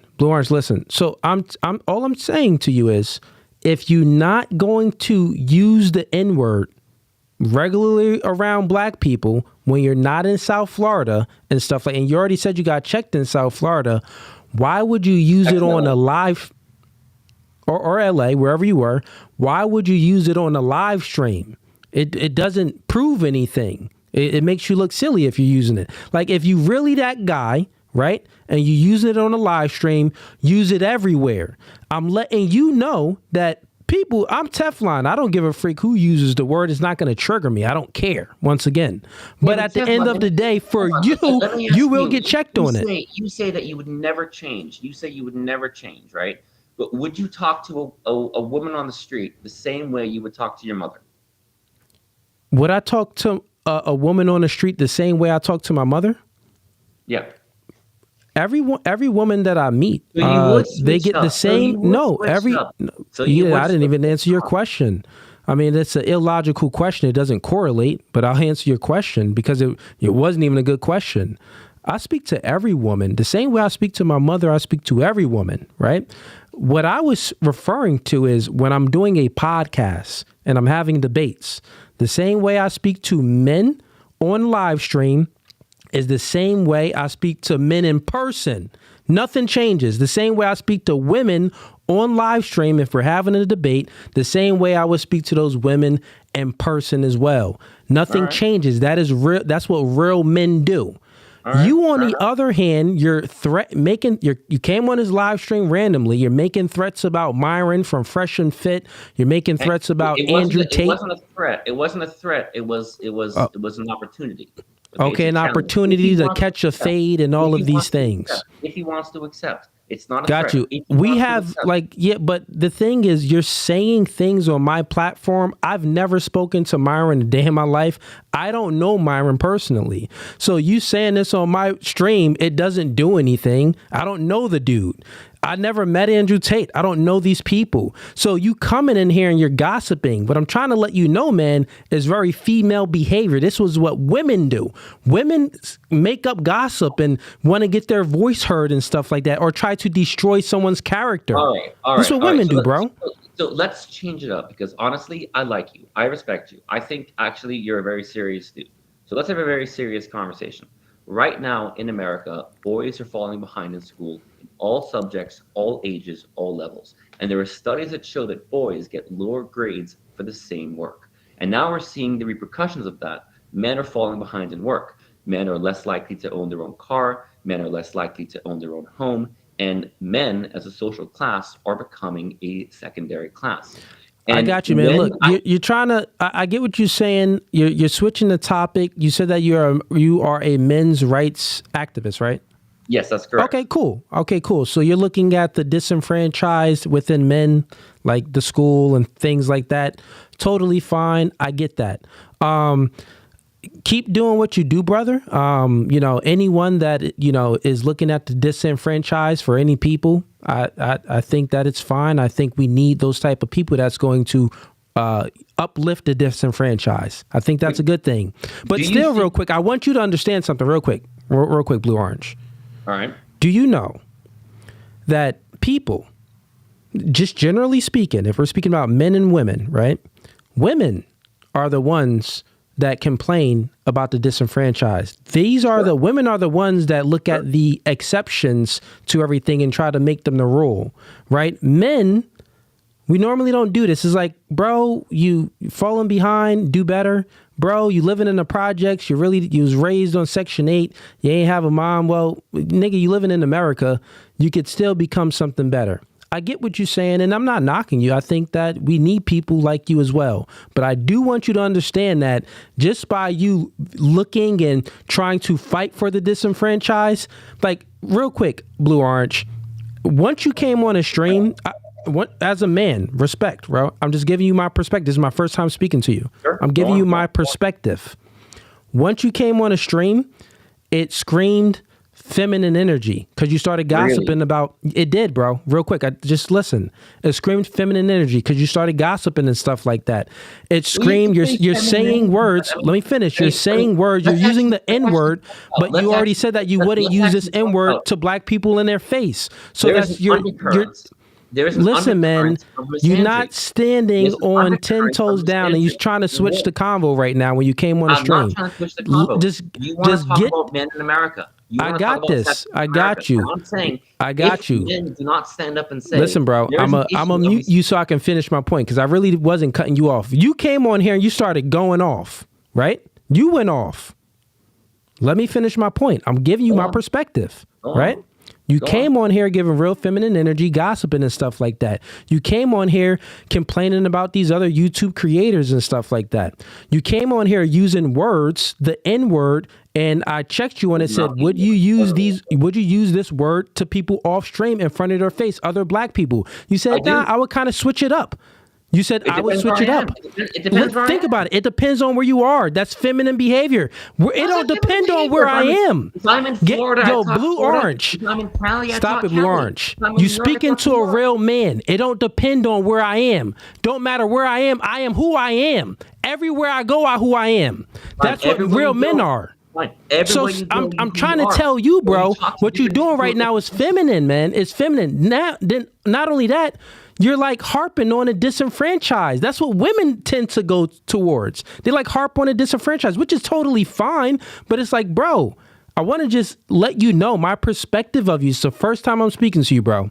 My perspective of you as a feminine man.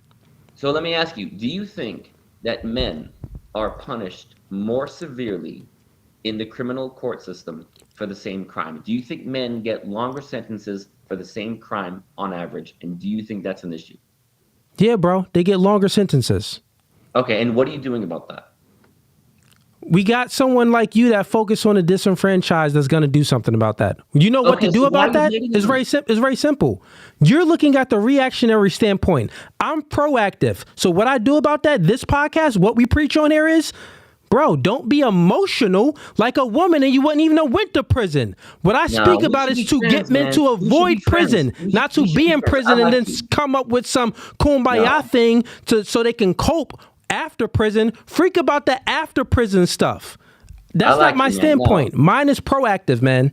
I'm going to tell you, man, I like you. I think we should do stuff together. I think we should make more videos. I like you, man. I like your style. I like your Listen, man, I'm going to be honest, man. I really... fair enough, man. Fair enough. I'm gonna be honest, man. You think I'm a feminine man? That's fine. That's cool. I've heard much worse. I guarantee. I know, bro. I'm gonna get to some other callers in here, man, because this isn't really going anywhere, and you're trying to obfuscate off of and go to some other topics and stuff like that. No, we can save that for another day if you want to speak about some men's activist type stuff, okay, man? But I'll get to some other callers. This will go somewhere. I think you know that. Yeah, that ain't going nowhere. But I mean, bro, let's bring someone up. Okay, Bakari, because he was up next, man. What's going on, man? Welcome to No Fugazee podcast. Hey, it's your show. It's your barbecue. That was wild. That was wild. Hey, yeah, that was wild, man. But yeah, what's your thoughts on what just transpired? Yeah, so you see how I brought you up real quick, right? You see how I brought you in. Obstacles to opportunities. Actually, let me bring him up real quick too, just to get y'all standpoint, because I did bring y'all up in the beginning, but then y'all went out. What was y'all thoughts on what just transpired? Yeah, well, starting with you, Bakari. Yeah, I know obstacles to opportunities. He has a YouTube channel. I have a YouTube channel as well. So on my platform, I make it very clear I don't allow epithets of any kind. So if someone comes on my platform and uses an epithet, I just kick them out of there. But part of that is because my career, that will reflect poorly on me if I allow someone to come on my platform and use that type of language. So, yeah. But it's also unbecoming when you're acting a certain way in a virtual space and you wouldn't act that way in an actual space. So I would look at that a bit funny style as well. What's your thoughts on that, Obstacles? Well, I'm not going to speak too much on the gentleman, but I want the audience to observe something that's very interesting. We often we'll see somebody who gives us a good point and we'll be like, wow, man, that guy was making good points, right? Like he could be a leader, Martin Luther King, whoever. And we forget that they could be a human and they could be vastly different than the points they're making. So I never want those points to be detracted that individuals making, just even MRAs and what they're trying to point as an issue, or they research and investigate. And then now he becomes the character when he has personal problems that he obviously needs to figure out. He needs to develop and grow in some ways. And I just ask the gentleman to really think about that next time that he comes on to a live. Like, there's no correlation between Fugazee and Andrew Tate. So it's just not maybe the proper channels. Maybe if you got on Fresh and Fit Call and said that would be a better way of going about challenging him to a duel. But just not on Fugazee. I mean, hence the title. Yeah, but yeah, man, that was. And no, the ninja thing, I don't care for that. I said, military, who cares? But that other stuff, guy, just calm down, okay? Calm down. And then you can get your obstacles. But forget it. I like you, man. I like you. Appreciate it, brother. Appreciate it, man. I really like it. Yeah, I'm gonna drop you back in the audience and I'm gonna chop it up with Bakari. If there's anything I need you for, man, or just write me in the chat and I don't mind bringing you back up, man. Okay, cool. What's going on, Bakari? Talk to me, man. Where you from? I'm good. I'm from Dayton, Ohio, living in Columbus. Okay, you from Dayton, Ohio? Man, I was just out there. 937 Gem City, you know what it is. Yo, I was out there. I was in Dayton last week on Thursday through Monday. Okay. And I was doing a podcast with Tonight's Conversation. Yeah. Okay, got you. Yeah. And I was out there. I mean, bro, that's all flat land. There wasn't really nothing out there, bro. Well, I mean, it's a declining city. Dayton has lost 6 Fortune 500 companies since I graduated high school. Oh, dang. So it's a Rust Belt city, and so that's what you get. You think of Cleveland, Youngstown, places like that. Dayton's in the same vein. Yeah. Talk to me, man. What's up? I live in Columbus now. Oh, you live in Columbus now? Facts. Yeah. Talk to me. What's up? Yeah. So when I tapped in the first time, I saw you was having a conversation with a brother. He said it was from Liberia, and he was discussing some of the issues, the schisms that he felt took place between Africans and African Americans. Right? We talk about diaspora wars, right? So I think there's a couple things I wanted to touch on. Then I wanted to kind of briefly harp on the comment you all made about first wave feminism, because I disagree just a little bit, but I think cool. I like the nuance. So first, Malcolm X talked about he had a speech he gave. You can't hate the roots of a tree without hating the tree itself. You can't hate your origin. You can't hate where you come from, and not as a result hate, of course, yourself. And so we know during the Holocaust of enslavement, there was a process in which enslaved Africans and their descendants were taught to hate themselves and that which comes from themselves. And so I think part of the schism we find with African Americans is, of course, African people are a reflection of their ancestry. They take issue in numbers with that. I, of course, have a background in Black studies, and oftentimes with many African American students, if we have cultural programming on campus, if it has anything to do with Africa, they don't want to have anything to do with it, right? Mm-hmm. Okay. A lot of our people don't even want to celebrate Kwanzaa is because there's a focus on one's African heritage, so on and so forth. So I think that's something to consider as well. But one of the misnomers, I think, you talked about there being a cultural difference. We actually find that there are numerous examples of African cultural retention in African American culture. So we tend to find that our people here in the Western world actually practice a lot of forms of African culture. We're just unaware of it because of the lack of an African-centered education. The lack of understanding of where we come from and stuff like that. Yeah. Okay, fair enough. Yeah, and we see this, we see beef with West Indians and African Americans. This goes back to when Garvey was doing. That's a fact. Yep. So, always beef between us. Right. Kwame Nkrumah, first president of Ghana. He was a Garveyite. He said if we are vulgarly nationalistic in our political manifestation, we will find ourselves being played against each other like pawns on the chessboard. And I would argue that's part of what's going on when we talk about the ubiquitous nature of anti-Blackness. We know we're all one Negro. They don't care where you're from, right? Well, yeah, I mean, to the white man and stuff like that, and other people, the China man, we're all one Negro. Right. We got black, black skin and nappy hair. It's like, nigga, it don't matter where you from, nigga. Right. You still a nigga. Makes sense. I get what you're saying. And what was the other thing you wanted to speak about? Right, it was in regards to feminism, right? Yes. So you all talk about first wave feminism. First wave feminism was truly focused on the right to suffrage, the right to be able to vote. So equal opportunity. That's what it was for. Okay. If we're being truthful, so it was equal opportunity. Yeah, if it's equal opportunity, then that's the right to vote. Equal opportunity, that's the right to certain employment and stuff like that. So really, first wave was equal opportunity. Okay. You agree with that? Agree with that? Yeah, we can agree on that. We can agree on that. Cool. So then now what's your disagreement? So my disagreement is, I think we're looking at, how can I put this? I think my personal view is I view feminism as misandry masquerading as feminism. This is my personal opinion. Someone who, of course, Miss Andrew masquerading as feminism. So me and Obstacles, our thoughts. He went ahead and made some statements in which I agree to it. It's that we shouldn't even allow first wave feminism, right? We shouldn't even allow the equal opportunity because look at it. Look at the fruits of it. It's like, well, it's not working out in dating and relationships. It's not working out in, what it is working out for the big corporations is like, okay, now we got more workers. That's the only thing. That's the one benefit I would say as far as corporate America. But there's more cons than pros. Well, this is the point I wanted to make. Okay, and I think it's a cultural issue. So when we talk about traditional African culture, by that I mean African culture independent of European and Arab influence, we find that women had the right to vote. Women in medieval Africa were, by law, mandated to engage in all aspects of society. And I'm speaking to the Mali Empire and the Mali Empire's constitution, the Kurgan Kuga, which mandates this. And we didn't find these issues, right? But also, so I think part of it is a cultural difference, right?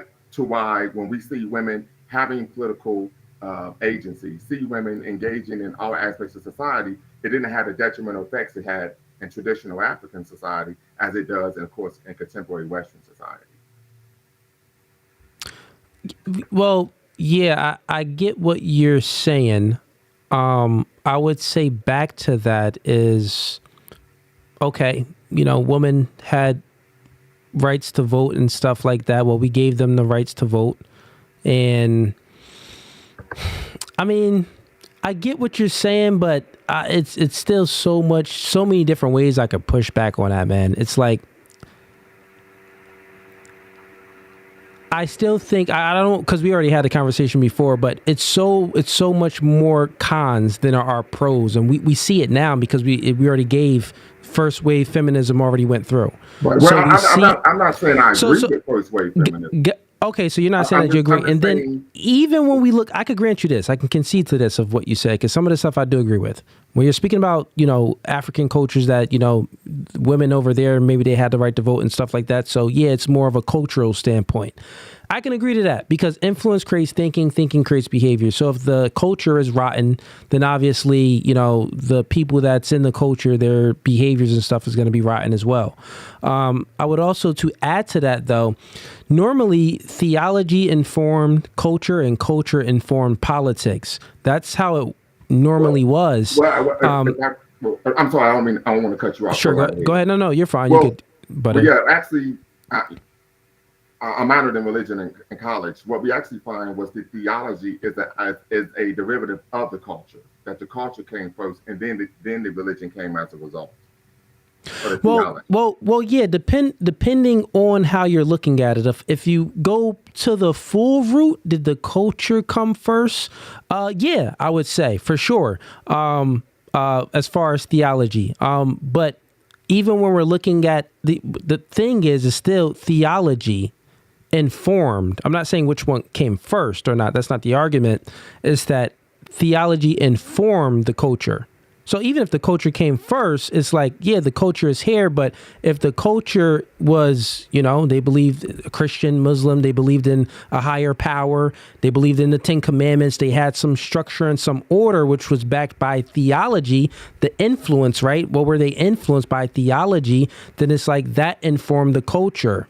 And then the culture informed the politics. So meaning that like right now, we know that the theology doesn't inform the culture or it doesn't inform politics because Cardi B's twerking, Kamala Harris had Megan Thee Stallion twerking at the rally. The world is all upside down. So when we're looking at it, it's like, we know that the laws is not right because marriage, like what? Theology would never give a huge benefit that incentivized a woman to divorce the man. That doesn't make any sense. But if I could, part of that is because we live in a democracy and not a theocracy. So we live in a country where there's a separation of church and state, First Amendment, and religion is not supposed to inform politics, right? Because that's what I'm saying. We live in a theology. But I don't agree with that though.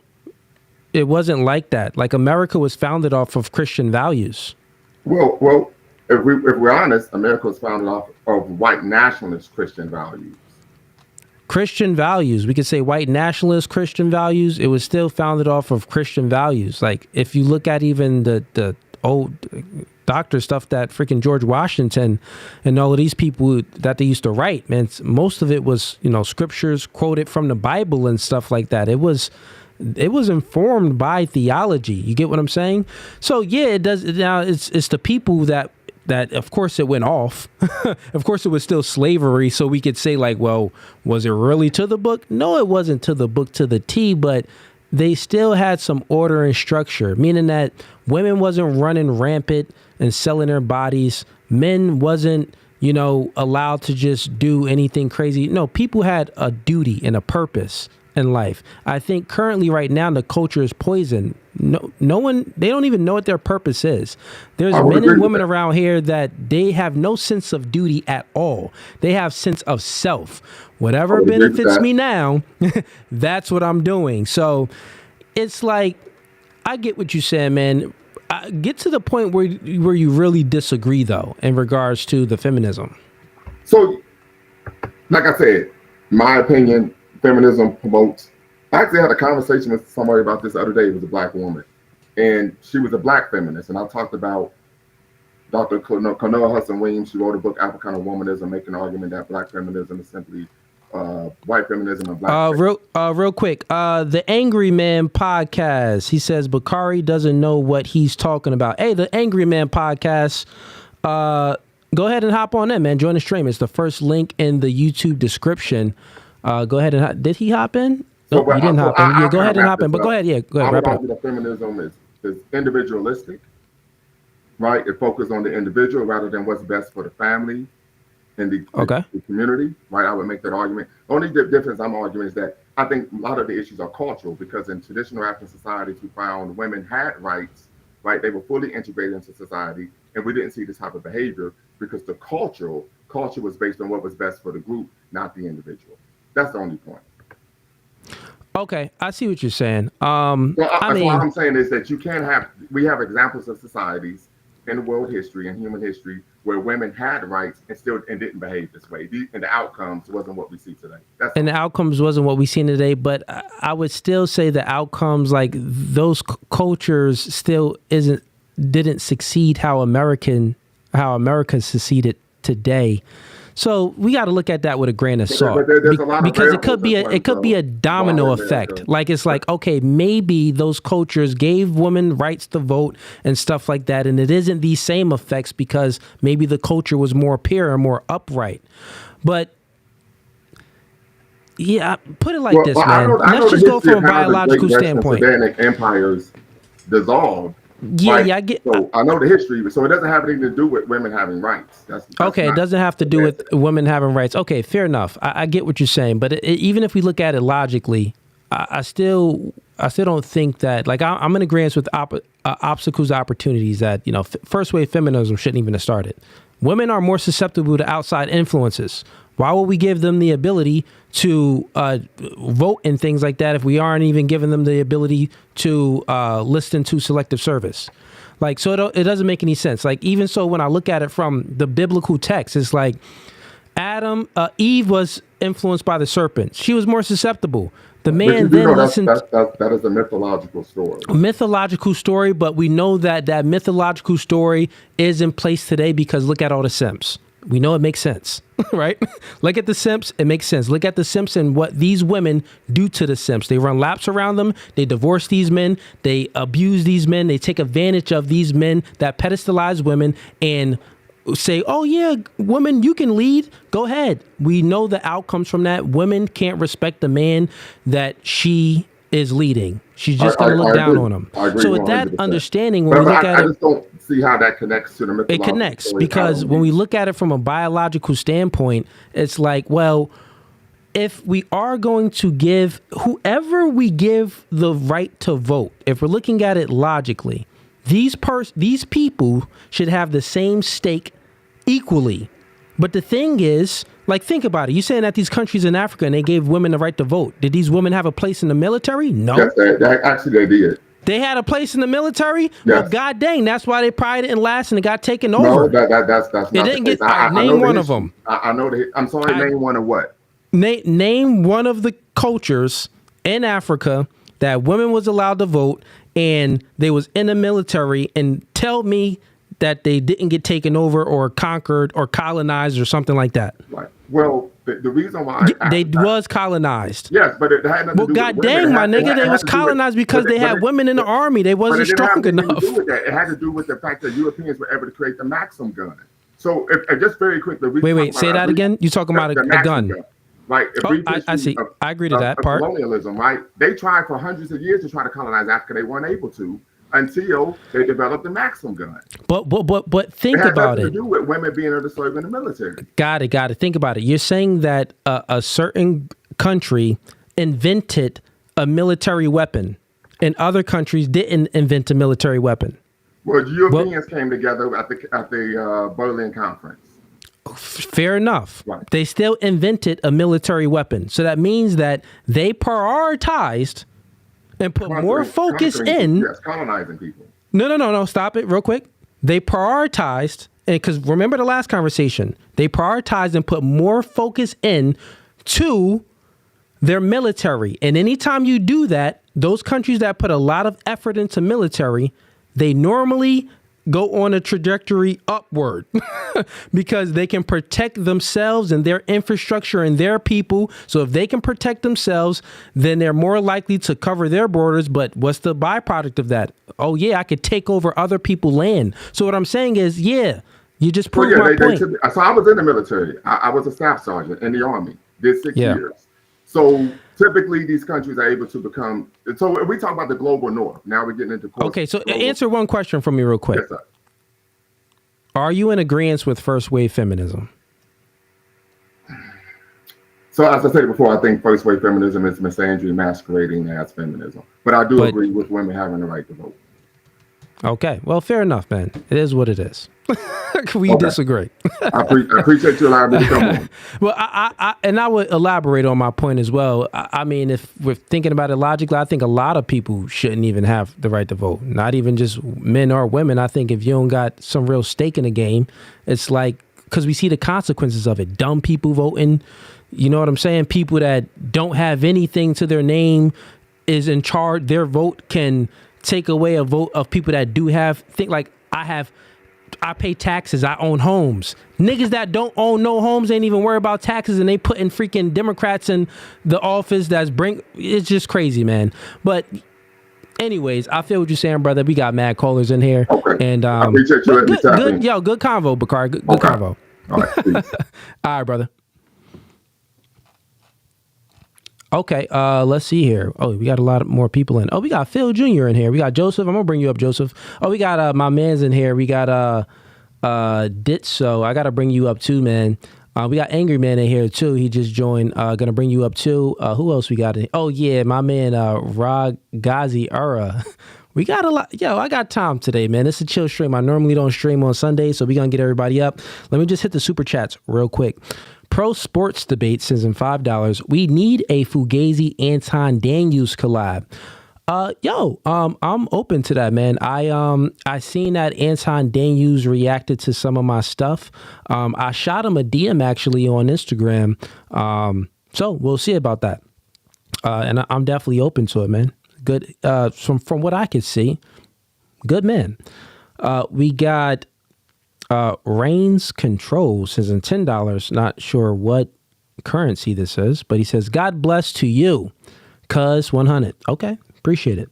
We got the Angry Man says in $10. He says it's full. Okay, it's not full no more. I got you up in here. I know you sent in that $20, man. So I'm you priority. So I'm gonna bring you up, and then I got Ditso, you up right after Angry Man, and Joseph, you up next, and then we got Phil. Then we got Fugazee. I'm gonna send you up as well, and maybe try to bring up some more people all together. Welcome to No Fugazee Podcast, man. What's up? What's going on? I was trying to come up here to tell Bakari that he was full of it, because there's always some guy that went to college that wants to try to spew foolishness from whatever studies class that he was just in, like these myths about Africa that we're being told here in Western society, that, oh, well, in Africa there were places where women were in charge and women did this and it's lies. It's pure lies. Even right now, as we speak, women in Africa, if they're living in Africa, can't behave the way they behave here in the Western world. So it's a myth. Yeah, man. And I was speaking to him logically about it, like from a biological standpoint. I'm like, okay, if they did have some rights to vote and there were, in the forefront like men in the military and stuff like this, well, that's probably the reason that they were colonized. He tried to move the goalposts and said that, well, it was because the white man invented some weaponry. Well, why didn't they invent the weaponry? I see what you're saying. I agree with you, man. I have a lot of people. I'm not sure if you watch the podcast at all, but I have a lot of men that did some African studies and stuff like that, and they come on up and they try to give women all of this extra kudos that isn't really earned. So yeah. Well, the thing about it when it comes to academia, like I can't really. I can't stand colleges nowadays because they're no longer institutions of higher learning. They're just indoctrination camps that's teaching a bunch of foolishness that is really for the purpose of dismantling Western society, a Western patriarchal society, right? So whenever you see somebody say, oh, well, I was in such and such class, if it has studies at the end of it, it's a BS class. That's not a legit class. You feel what I'm saying? So it's like gender studies and underwater basket weaving studies. It's BS, man. But I didn't really disagree with what you were saying as far as what I heard so far.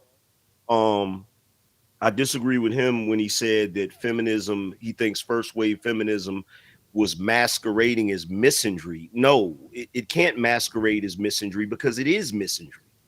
Exactly. Yeah. You feel what I'm saying? So that's a misnomer. But as far as what you're saying about feminism, I totally agree. Like, we even have a problem now where here in America, when you're talking about voting, women vastly outnumber the men. Exactly. Yeah, man. I think things should be based on merit. I think we shouldn't be given free handouts, and things should be earned. My thoughts on the whole voting system and stuff like that, I gave it briefly, but it's like, I think a lot of people shouldn't vote. I think there's many men out here that shouldn't vote either. Like, these are, inadequate, low life people in general, men and women, probably shouldn't have the right to tell the people that is out there asserting themselves and trying to be the best that they can and prioritize family, and that's actually giving something back to the country. They shouldn't be really telling us what to do.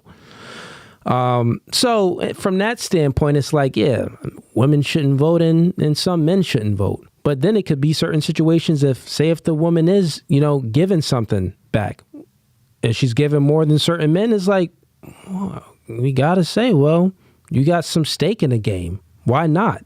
Like, if we base everything off merit, that's the most fair system we can have. But anytime we try to, egalitarianize something or socially construct something out of some concept that we thought of, it causes chaos. Well, I personally think it should be a test. I think it's ridiculous that anybody at the age of 18 can vote to decide who's going to run the country or who's going to run the locales or whatever. But if you want to drive a car, you got to pass the test. True indeed. And if you can't pass that test, you don't get to drive. You feel what I'm saying? So, like, I don't know, especially with this election coming up, because I've seen a lot of foolishness, a lot of irregularities. As far as people just wanting to vote for someone because of their gender, which is completely ridiculous. It's wild. Yeah, I was younger when Obama ran for president, and it didn't even make a whole lot of sense back then. I would say I was probably just getting out of the victim mindset back then, kind of what most black people kind of go through at some point in their time. And it was like, you're just voting for him based off of, he's a black man. It just really doesn't make any sense. And there's a lot of, people voting for people based off their skin color and gender. It makes no sense, man. They don't base anything off of merit. They voting off how they feel besides what's real.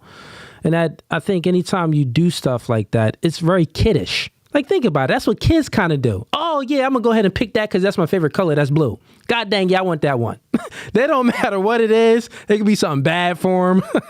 And they'll go ahead and choose it because it matches their favorite color and stuff like that. So that's what women and children do. I don't think, men operate like that. Real men operate like that.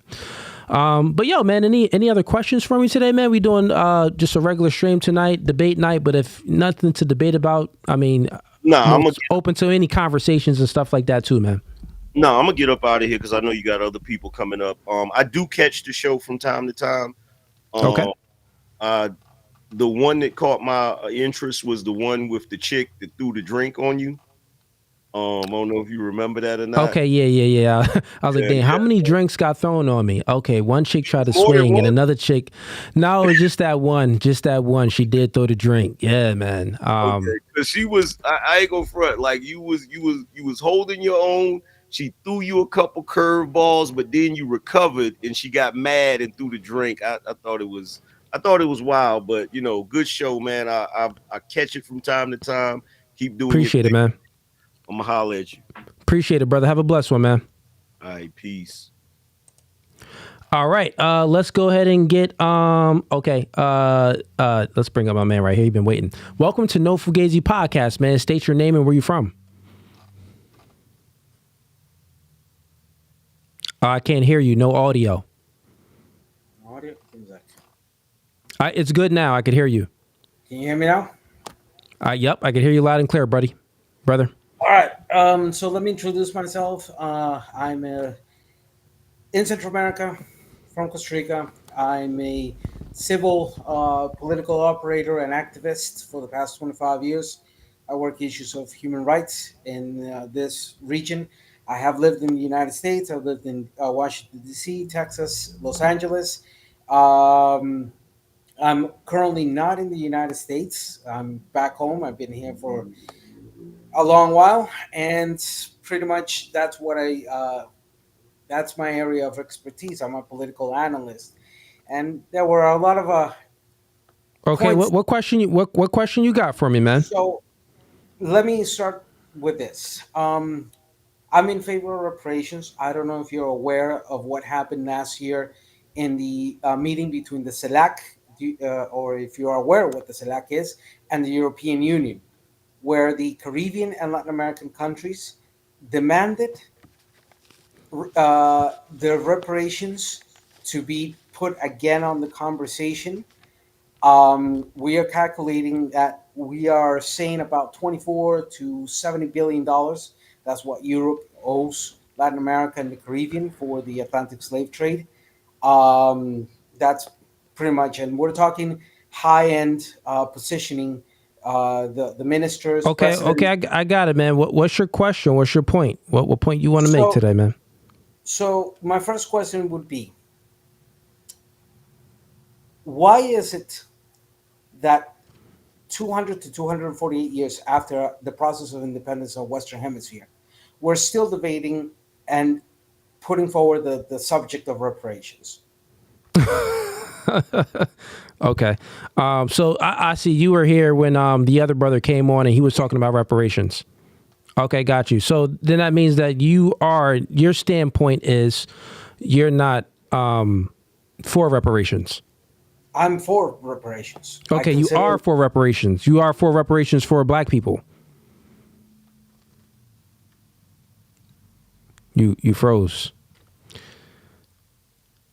Not sure what happened, man. Go ahead and get that fixed and I'll bring you back on up. All right, let's bring up Joseph.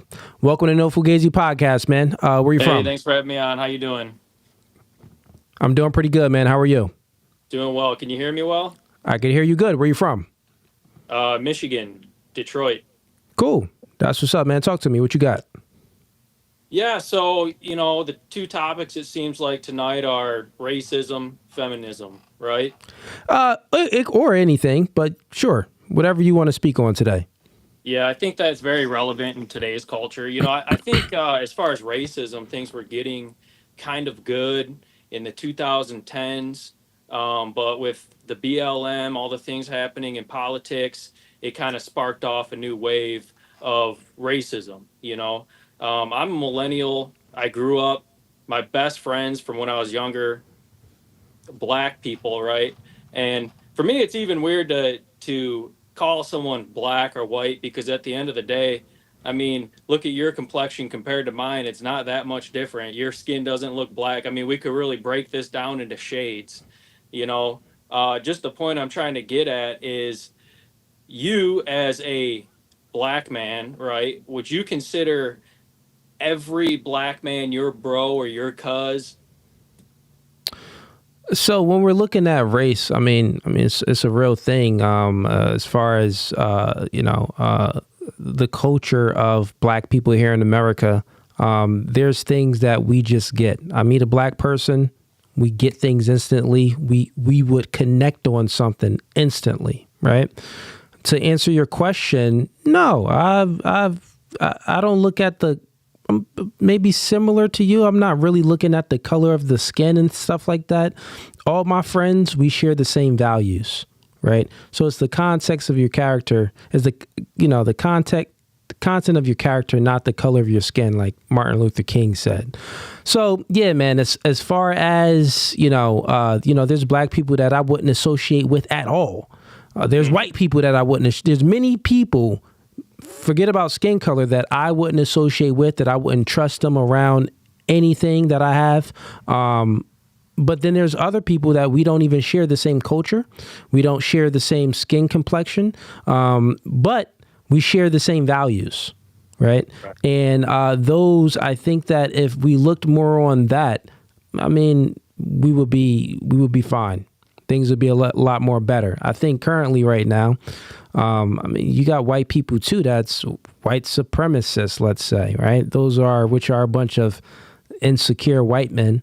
And same thing on the black side as well. They're insecure. If you got to say that, supremacy, superior, like, come on, bro. And it's normally the most feminized soy boy type of white men that claim to be this. It's never the big, tall, strong Viking looking guys that's like, yeah, white supremacy. They already know that they that guy. So it's like, I don't have to cling on to a group to try to get some self-power or feel some self-righteousness. Yeah. But I get what you're saying, man. I do think that, I mean, race is a thing. Trust me. It's a thing as far as from what we, perceive it to be. But as far as objectively speaking, I mean, there's different things ethnicity wise that, let's just keep, if we're being honest, black people are, generally speaking, all black people, if we're looking at it, just Africa in general, faster, normally stronger, normally better in sports, right? If we look at it generally, we can say, well, God dang, the white man, they've been killing it with technology, and especially Chinese people, they've been killing it with math and technology too. So it's like, we all got our differences, but even those differences, I still think that it's a biological difference to an extent. It is a biological difference for sure, but it's not to a high degree where we're like actually different beings. No, we're human beings. Mm-hmm. But at the same time, there's a lot of black men that are 400 pounds. They can't jump. They can't run. They're completely unathletic. And then there's white men who are very fast, very strong, For sure. But if we're looking at it from a general perspective, right. I mean, we just got to say, like, we got to speak what's true. But and I got to be truthful on the white side, too, if we're looking at it from a general perspective. Right. Like, I think what's the statistic out there? Is it that Asians and whites have the highest IQ or something like that? I don't know. And then it's black people. But then it's like, well, was this one black kid, his IQ was higher than Einstein's and everyone's. So it's like, yeah, the exception doesn't make the rule, but what is it currently right now? Or they say Jewish people have the highest IQ or something like that. So there are some differences where maybe we can measure. That's what I'm speaking about. The differences where we can measure, where we can say there is a little difference there, but it's not different to say like we are an entire different being. No, we're all human beings. Right. We're all human beings, and us as human beings, we like to rate things like per capita. We like to group things together, and that's how we analyze, right? Yeah, we're trying to make sense of stuff. Yeah, I see what you're saying. But there's a lot of outliers in any equation. There's many shades of any type of color. There's a dark blue and a light blue, and so it's not so black and white, literally. I look at it like this, right? So, when we say, here's what we say in this space as far as when we're speaking about dating and relationships. We'll say, men are whore makers, women are whores, right? Mm-hmm. And which means that it's real easy to understand. Like, a man that can sleep around, well, that's a hard thing to do. So he has to be doing something right. He has to put in some type of effort to do it, right? So anything that's, hard to do is normally respected. Most men, we have a natural proclivity to sleep with a beautiful woman and sleep with many women. So we perceive it. How we perceive a man that's sleeping around is like, we call them a pimp, a player, right? But when we see a woman sleeping around, it's like, this is easy. Why are you doing it? What's easy is not respected. So we call those women whores.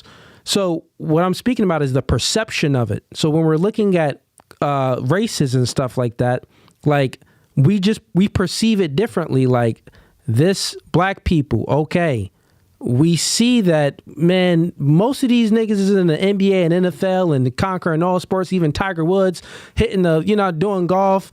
Like, most of them are, excelling, and there's fewer numbers. Like, there's fewer blacks in America, but we conquered as far as sports. We conquered all the sports pretty much. You know what I'm saying? Overwhelmingly, we did. So then it's like, well, yeah, that's something that we perceive this, right? It's our perception. It's rooted in some reality. You know what I mean? So that's all I'm saying. Yeah, because about the men and women, how they're perceived and the differences there. Like, me personally, I don't perceive a man who sleeps around with a bunch of women as someone who's respectable or someone who deserves my respect. Actually, I just see a man who's breaking and abusing and using women to fulfill his carnal desires. That's how I look at it, and to me, everything's spiritual, at the end of the day. Like, I can agree to that as well. But generally speaking, right? A man that can sleep with a lot of women, since it's hard to do, women aren't easy. Women have standards. Their standards are, women don't even sleep with men that they like. So in order for you to smash a chick, she got to like you to that degree, meaning that you did something right. So from that standpoint, it's like, I get your standpoint. Yeah, these guys, we could say that the men that can sleep with a lot of women, they're abusing these women. They're just using and abusing them. That's why I told you from the beginning, we call them whore makers. Making a whore is not a good thing. Exactly. You know what I'm saying? But if we're taking the morality out of it and just looking at it for what it is, it's like he's doing something that other men can't do. Therefore, since a lot of men want to do it, a lot of men is going to be like, dang, bro, I respect it. As far as because you could do something that I can't. And you could do something that's hard. Man could do it. It's just there's some that, like me, they perceive it as vile and unvirtuous. It's something not good. Because me personally, all right, when I was younger, I used to be like a whore maker, you could say. I used to go to the bars. I used to be that arrogant guy. I figured out all the little things that would spark a woman's attention. And a lot of women who go to the bars, we could call them whores, right? They, like you said, the men that they sleep with, they don't even like. They like to be treated badly. And I came to a conflict and a crossroads because I was following my carnal desires. I just wanted to sleep with these women, right? But it was destroying me. When I'd look at myself in the mirror, I'd think to myself, you know what, I'm just becoming a total jerk here. To be the type of man to sleep with these women and do these things with them, it's totally destroying my character. And I don't want to be living in a world with a bunch of men doing the same things that I was doing. And that's the reason why we're having this conversation about feminism right now. It's because men have dropped the ball. We can't just be here saying like, oh, it's woman's fault this, it's woman's fault that. And I know you don't do that, but a lot of men do. It shouldn't even be a conversation. But I see what you're saying. I'm sorry, you could lend your plane. Go ahead. You're saying the problem. Yeah. So many men have essentially, they've turned into the simps because they want to sleep with these women. They'll do anything just to sleep with them. That's what it's all about, right? They go to the bars, they buy them all the drinks, they blow all their money on them. They'll tell them anything they want to hear just to bring them to their house and fulfill their carnal desires. Because these are weak-minded men, and it's a spiritual issue. It's a moral issue, so that's why we're in this position with feminism on the rise, because these feminists, a woman doesn't wake up and come out of the womb being a feminist. She becomes a feminist because she's been disappointed by men. She's been hurt by men, betrayed by men, and that's why these types of women with these high body counts, they don't sleep with men who they actually like, who they would actually love and want a relationship with. A lot of them sleep with men that they hate, men that disrespect them. They're attracted to men that disrespect them because, the man wants to destroy the woman, and technically the woman wants to destroy the man. Like when even in the culture, they when we talk about it, it's supposed to be making love, but the man brags to his buddies, "Oh, I totally effed that girl. I destroyed her." Yeah, let me go ahead and butt in here a little bit because you said a lot of things, made a lot of points. One, it isn't the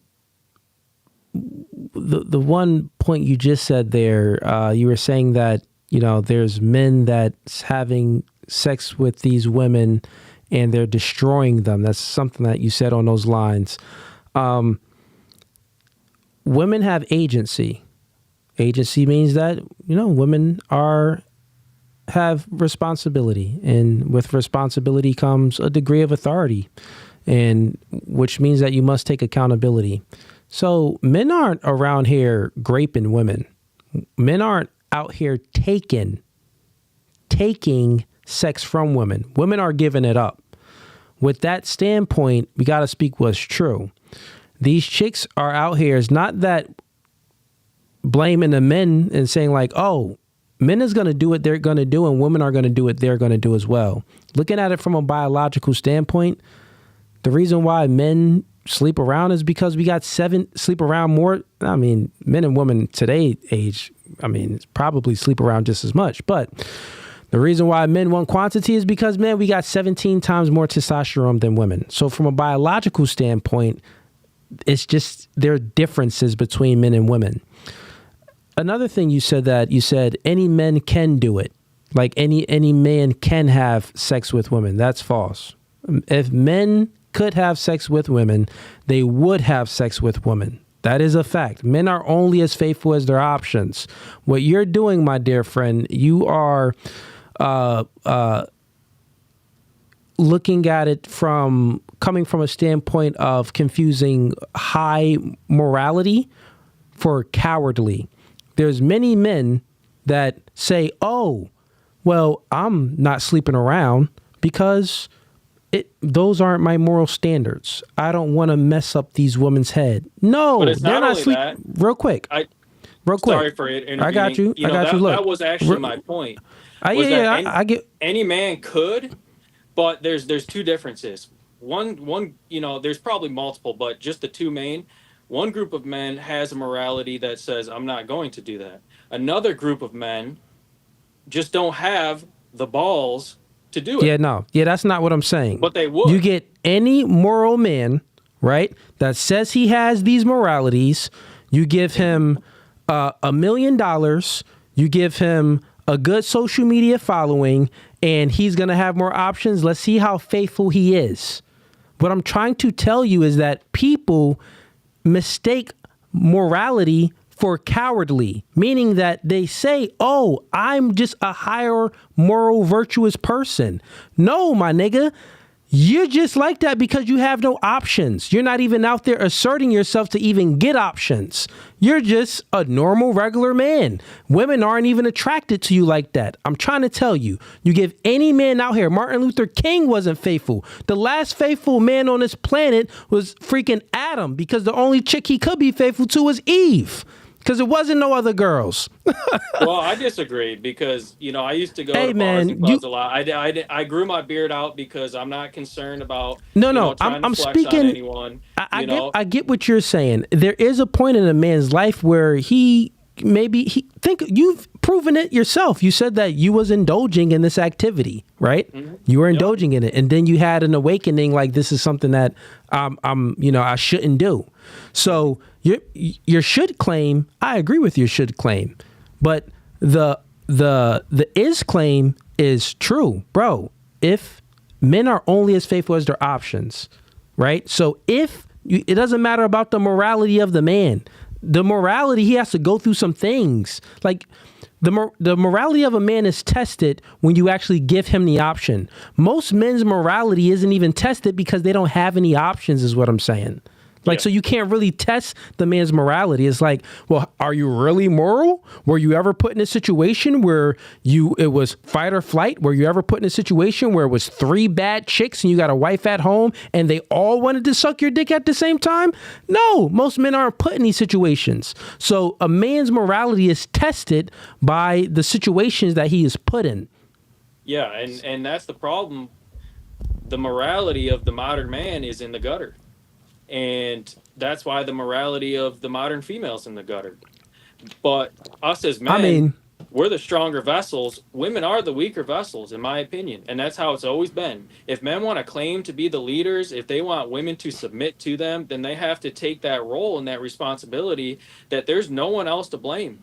We can't keep blaming women when we have to confront ourselves, and that's who the conversation should be had between. It's us men here. No, I get what you're saying. Yeah, men shouldn't blame anyone but themselves for their for the choices that they make and stuff like that, and women too.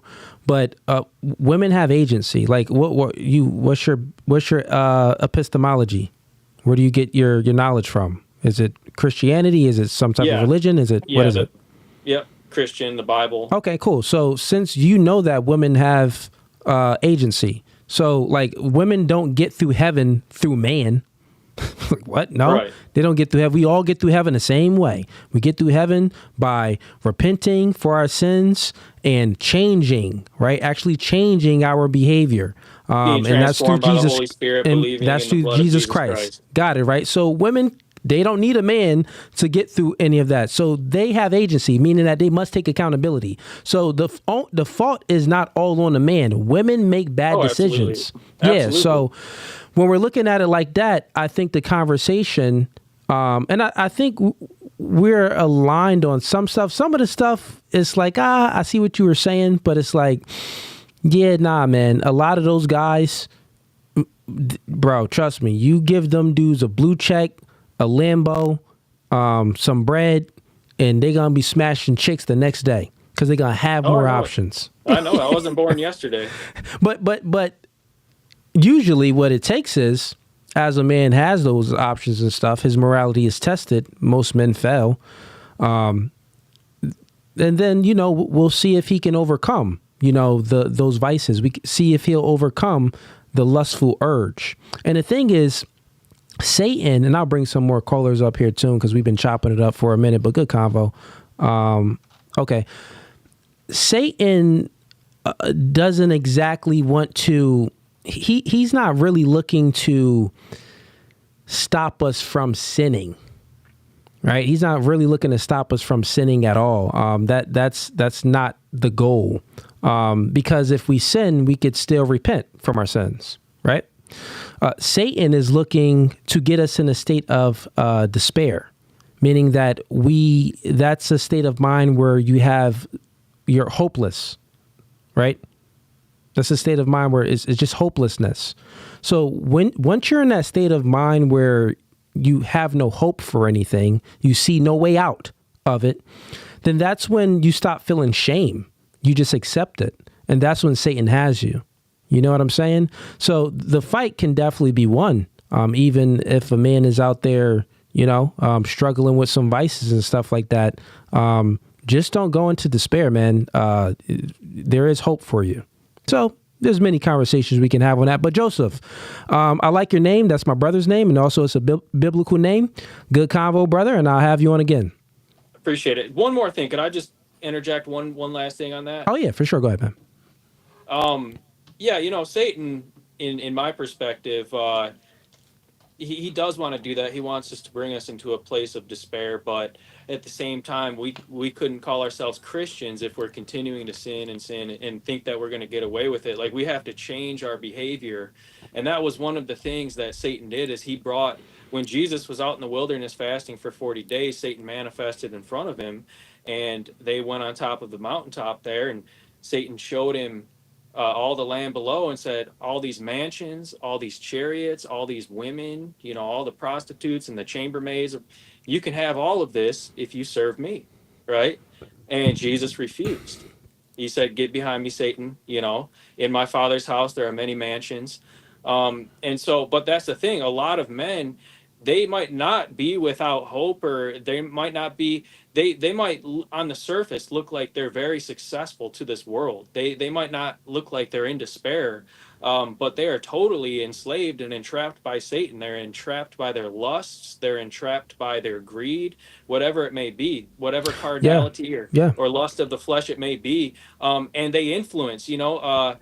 Satan gives power to those who do his bidding, and there's a lot of people in this world who are very influential who are doing the bidding of Satan. I mean, you know it very well. Look at modern mainstream music, modern mainstream, you know, podcast, Andrew Tate, whoever it may be, Hollywood, even politics, the two-faced politicians. So they're either outwardly promoting this satanic lifestyle or doing it in secret and still furthering this agenda along. So it's but at the end of the day, these people who are doing the bidding of Satan, they are entrapped by their sins, and it might look on the surface like they're doing great, but someone Yeah, who we has the all. breath. Yeah, we definitely. I think most people understand that social media is a facade. It isn't all fine and dandy. People real life is a little bit much different. That's definitely something that's normally true. But good convo, Joseph. I appreciate you And having me on. I'll do these convos Sunday is random. I really never do them on Sunday, but Wednesdays I do. So you're welcome to join again. Okay, man? I appreciate it. You have a blessed night. You too, man. Have a blessed one. All right. Let's see. Game Changer. Let's bring you on up. Game Changer. Welcome to No Fugazee Podcast, man. Turn on your camera for me, man. Oh, I have a YouTube channel that's kind of controversial. I hope you don't mind me doing it like this. If not, I understand. You said you have a YouTube channel that's controversial, meaning that you can't show your face?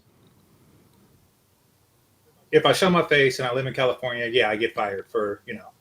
Oh, okay. Just canceled. I see what you're saying. Well, you made a comment here which I liked. You put it in a private chat. You said compassion is for our daughters, which for our daughters, which gave power to feminism. So I see what you're saying, man. When you were speaking about what the other gentleman that was just on Joseph was talking about, compassion was for sure made for our daughters, and I would say our wives as well. And I definitely did make room for feminism to some capacity. I see the 1 + 1 = 2 linear thinking on that. But I'll let you elaborate on that if you wanted to. Absolutely. So when you look at why men allowed feminism to exist, and you look at the state of affairs prior to feminism, there is a real fear that your daughter will not be able to find a husband.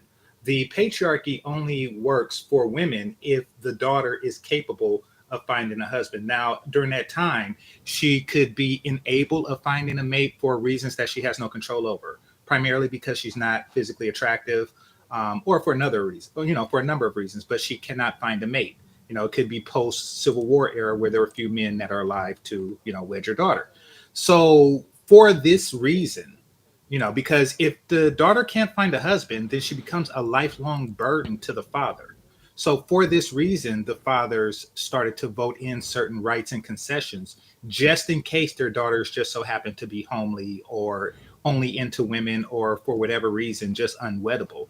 These type of women do exist and they have existed throughout history. And the Romans used to put them in, in nunneries and things like that. So there always had been a place for undesirable women. America, we just kind of like, okay, we're going to give them the same chances with the assumption that only undesirable women will take these chances or take the other option, take the work option. And I would also look at it the other way as well. It wasn't just for women, it was for undesirable men too. I would say it made. Well, elaborate, because I'm assuming that undesirable men would still be able to wed if he had a decent enough, financial stance. You said undesirable men would still have a chance to wed. Oh, you're saying that they're undesirable and just financially in every aspect that a woman Correct. desires. That's what I'm speaking about. Nobody cares. Yeah, no one cares Nobody about cares. that. Exact. Well, that's the thing. Yeah, no one cares about that. But I did like that comment when Joseph was speaking a whole lot, and I mean, I've been streaming for like almost 3 hours now, so I should have cut him off a little bit and did it point by point. But it's fine and dandy. We definitely disagreed on some things, but agreed on a few things.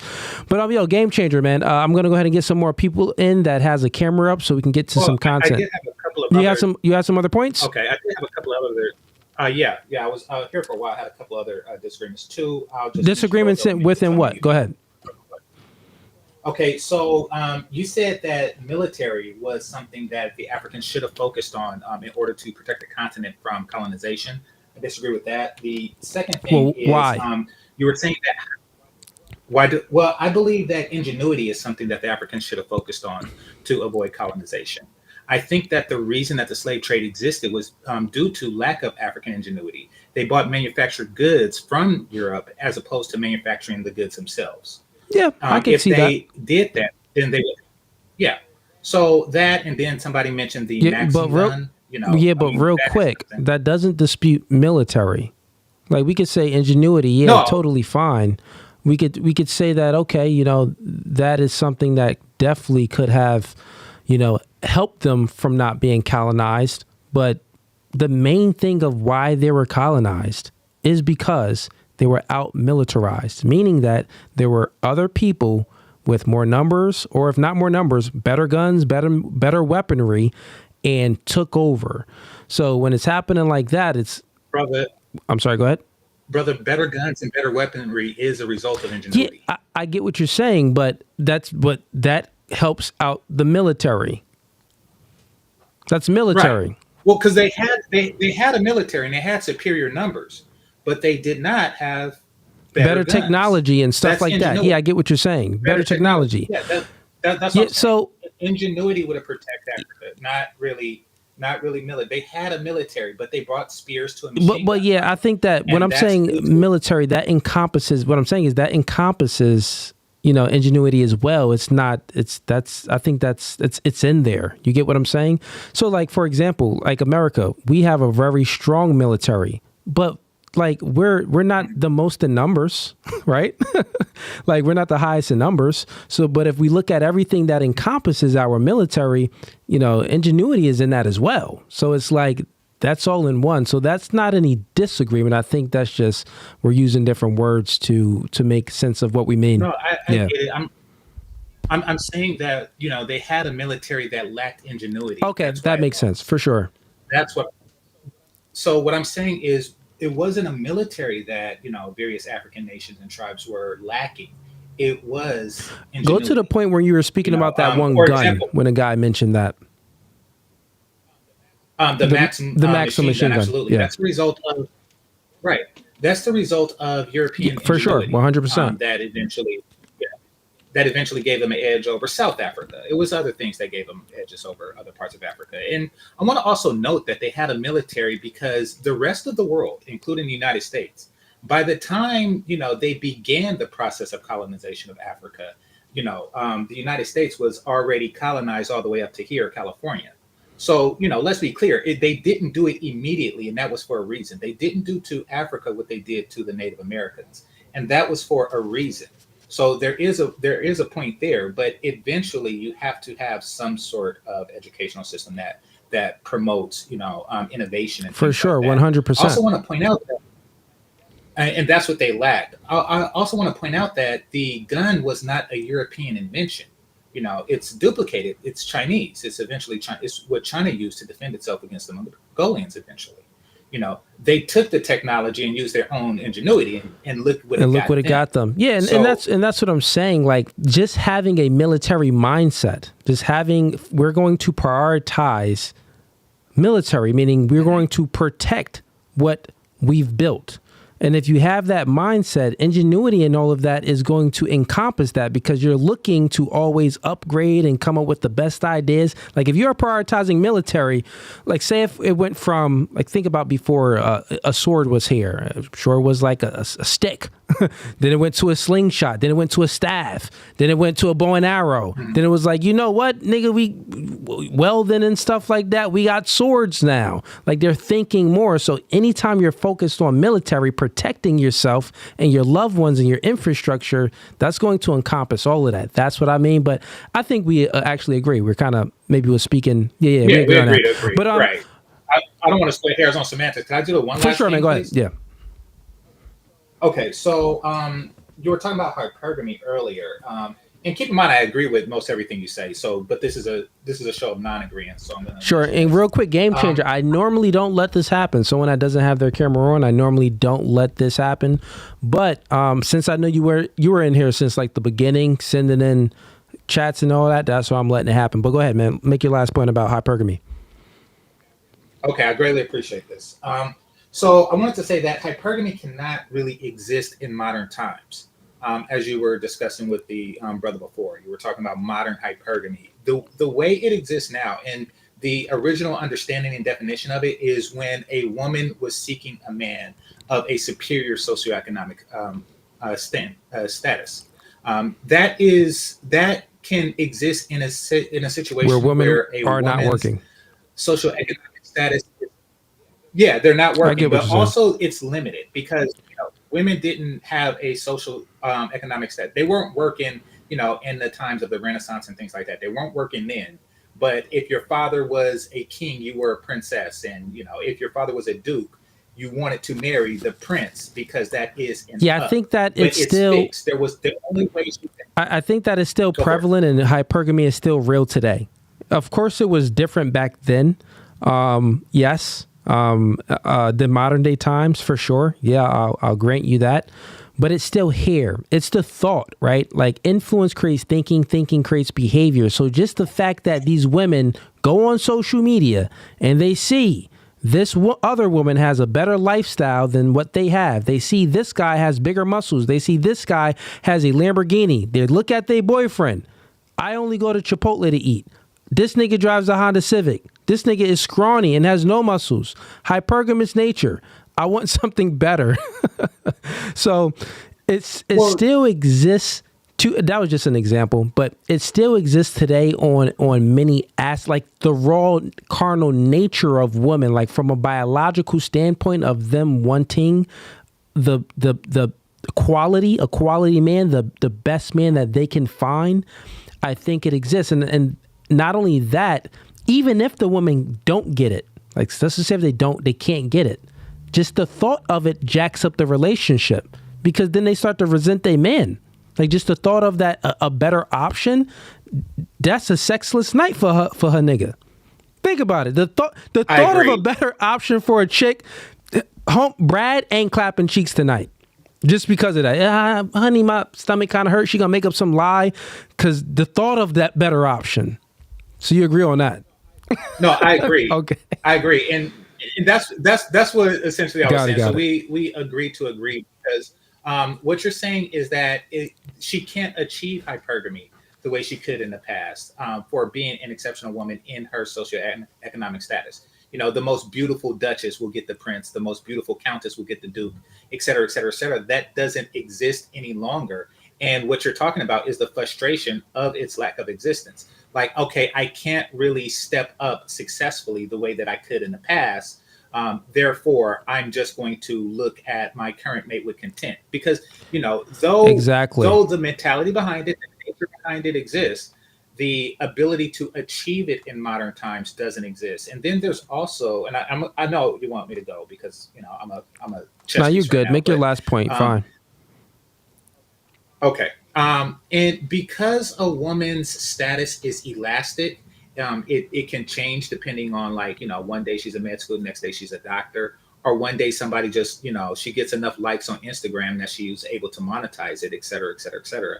Because not only is her status elastic, it can't really exist because her status can change relative to her man's at any time. Also, her perception of her status is always going to exceed where she's at. So, you have these women who get their sociology degree or their basket weaving degree. They think that one day they're going to,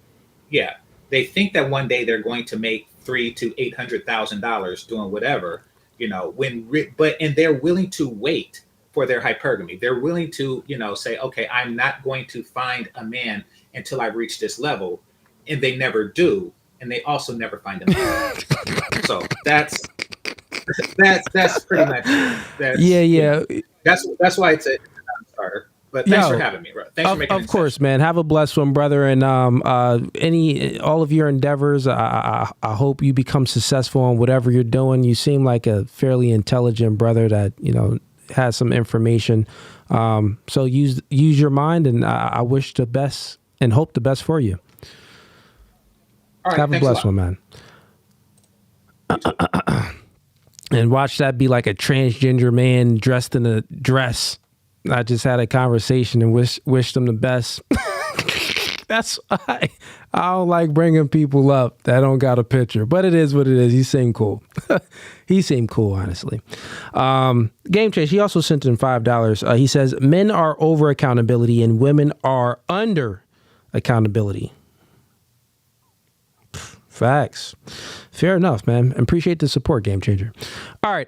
So we got a lot of people in here. Let's try to get on. We got one girl on. I got to bring guys. I know y'all been waiting. No. We got my man. I got to bring you up real quick because you've been in here. I got Phil Jr. in here. I see the Fruntes Row Entertainment. I'm going to bring you on up. But we got a girl in here. So we want to see what she want to talk about. I'm bringing a lot of men up, so let's see real quick. And I got you, Fugazee. You right after her. I got you, brother. Welcome to No Fugazee podcast. You cooking us food? What's up? Shit! You cooking us food? Do you over there? Not paying. You got the apron on. I got my apron on. You got your apron on. Okay, what that say? It's from one of my favorite podcasts, The Basement Yard. I get the merch. Okay, all right, fair enough. What you want to speak about today? My true question was I really wanted to ask you, and probably out of your range of what you usually talk about, but how do you feel about the whole Kamala Trump thing? How you feel about it? Well, me personally, as a black woman, I'm going to get crucified on the internet, obviously. I feel like Kamala is the worst choice for us. It's been proven that she isn't African American or any type of African descendant. I feel like her policy plans, as far as the trickle down economics, as far as her taxing the rich to make us better, isn't going to work. But I want to see how a black man feels about it, because after Obama came out and criticized y'all and crucified y'all for not voting for her just because she's black and looks like us, how do you feel about it? Listen, I'm voting for the black woman, the black queen, Kamala Harris. I don't know what you talking about. You done called into the wrong show. We Democrats over here. You better take your Trump behind somewhere else. Matter of fact, what job you work at, I'm getting you fired. Voting for that white man. I'm joking. No. Thank God, because I was about to be like. And don't nobody clip that up because I was joking. But anyways, nah, man. I mean, same way. I agree with everything you stated as far as, how she isn't a good candidate. She's not that intelligent. And it's, I would say that not even looking at it from a woman, not even looking at it because, the race, regardless of all of that, she's incompetent. Politics. Yeah, she's incompetent. So if we just look at her policies and what she stands for, and even if we just look at the Democratic policies and what they stand for, I don't care if it was any other person. I'm not voting for that person because those people are they are anti-natalist, meaning that they encourage people not to have children and family. They are pro LGBTQ plus and all of that stuff. So that's not pro family. Them niggas can't even procreate. They are they're pro sexual liberation and all of these other things. So they are pro the movement of my truth. No, there's no such thing as my truth. There's the truth.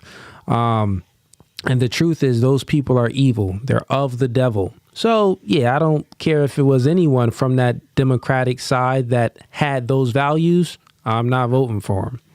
So regardless of her skin color or her gender, she don't get my vote. Well, I appreciate the answers, and I Yep. appreciate hearing a strong black man go ahead and give it to us. But yeah, what you cooking? I'm Come making some on. fried chicken. I got macaroni and cheese and some What? green beans. Where you at? You in Cali or something? Cali is crazy. I'm in Missouri. I'm from Ohio, though. Respect Ohio. Okay, you from? So it's what? Missouri is like a 2-hour difference. Is it a? Where, Maybe. Where are you at? Wait, what time is it? Where you at? It is 11, like 11:30. Okay, cool. Yeah, so it's an hour difference. It's 12:30 where I'm at. So, no, then you cooking mad late. Yeah, we gonna need you to send over an order, so we could no Fugazee podcast, so we could eat right. But no, Rachel, appreciate the call. And yes, definitely vote red this time. Peace. Say less plain. Peace. All right. Let's see here. Let's bring him on up. Welcome to No Fugazee podcast. State your name and where you from. Yeah. Can you hear me? I can hear you good. Yep. Yeah. I'm Fugazee. Born in New Jersey. Now I live in the mountains of Virginia. Word. Fugazee, born in New Jersey. What part of Jersey? I'm from Jersey too. Newark. Okay. Cool. Yeah. That's 30 minutes from where I'm born. Talk to me, man. What you got for me today? You was in here waiting, and I'm sure you heard a lot of convos. But regardless of that, what you want to speak on? Yeah, first I want to say that Kamala, what Obama said, basically, I'm not for her. I'm not for her. I'm one of those brothers. I made a video talking about it because I have a podcast also, and I made a video talking about it and stuff like that. Go ahead, shout out your podcast, man. It's my name, Fugazee Era. You just type that after YouTube.com, Fugazee Era, and then my podcast will show up. Okay, facts. Go show him some love, chat. What's up? Talk to me. What you got? Yeah, I wanted to touch on that guy. What was his name? Blue, orange, something? The white guy? Yeah, the one that said the N-word, right? Oh yeah, him. Yeah, is a lot of people like that steps in and they watch a lot of red pill manosphere stuff online, and they be the ones that's kind of like commenting and putting up the hate mail, and then they actually jump to another podcast and they'll say the podcast host said this about you. What do you think? Like they trying to start infighting with people that's pretty close to like the red pill philosophy or manosphere philosophy. So you think that it was? I mean, it seemed like he had an agenda, but I mean, agenda or not, once he came in, it's feminine. I had to let him know to his face, like, bro, why are you doing this? This is clown behavior. Like, no, don't know real men. We don't act like this. Like, if you saying an N-word on stream, okay, I'm not offended by it. I'm Teflon. But if you're not going to say it to me in person or say it to other people in person, as a man, you shouldn't be saying it at all. That's gay. Yeah, exactly. We don't fold. We don't change. We stand 10 toes down on our principles. So the fact that your principles are flimsy and you're going to change the way you speak and change your behavior depending on the people that you are around, well, you're a woman. That's what chicks do. Exactly. He came in super flimsy, super feminine. You could tell he's leftist. And it's like that's what they do. They come in and they'll talk about Myron. They'll talk about Andrew Tate just to see what you would say. He was testing you because if you would have gave a negative response, then he would have went back to Myron or Andrew Tate chats and then start saying, "Oh, Fugazee don't like you. Fugazee don't like you." Like that's what they do to try to cause infighting so we can lose ground. Yeah, but he was acting like he was for pro female first, and then it's pro male. So he was like doing a Kamala Harris type stance. Yeah, he was back and forth, man. And I mean, they messing with the wrong person. I'm not no gossiper. You're not gonna hear me speaking about someone that I don't know or someone that I never spoke on, or giving my point of view on something that don't benefit me in a way, or not even a benefit is I have nothing to do with. Like, no, women gossip, bro. And I had to let him know to his face, like, everything from the beginning you came in screamed gay. Scream female. Then he tries to, obfuscate off the topic and then start speaking about men's suffrage and stuff like that, and then go into all of these other things. I'm like, no. Listen. Your behavior, something is wrong with you, my friend. I want to let you know that you're feminine. So you can be standing up for men, looking at the disenfranchised, because that's what he was talking about. But you are a girl in a man's body. Homie was a transgender. Yeah, and the thing that gets me is that these guys be like the leaders of the leftist movements. They be out there campaigning. They be out there snatching Trump signs off the ground. They be out there doing a lot of Fugazi BS. You know what I'm saying? And and this is what my black people are following. Like, this is what bothered me the most, because these are the white people liberals. follow him. No, I'm saying this. I'm saying that ideology is what black people follow. Is a leftist ideology, which makes them vote Democrat. For and sure. a lot of black folks is in line with that. You see, the tactic that he done pulled, trying to do that here on No Fugazi, he do that in other places, and only the grifters of the red pill will fold. They will fold, and they'll fall, and they're the ones that get up there and they won't speak their mind. See, you Cooley, you speak your mind. That's why I've been a follower since you had like 2,000 subscribers. Yo, that's love, brother. That's love. That's love. I've been here, right? And everybody that's like, they hold their ground, they put their spirituality in it, and they have a lot of substance in what they believe in. And those are the people that I like to follow, even though, Cooley, you're younger than me. That's how I be sometimes, man. You. Yeah, I will follow you. Why? Because you mentally you're stable. And on top of that, you're intelligent, obviously. So if you had an idea, I would definitely be the type of guy that will follow. For sure. But that guy that just was on, he don't deserve a platform. Yeah, man. There's no way I'll follow that. I appreciate the kind words, Fugazee. I appreciate the kind words for sure, man. Definitely humbling. I would say that in regards to him and, how he came on and stuff like that, it was, the crazy thing was this, bro.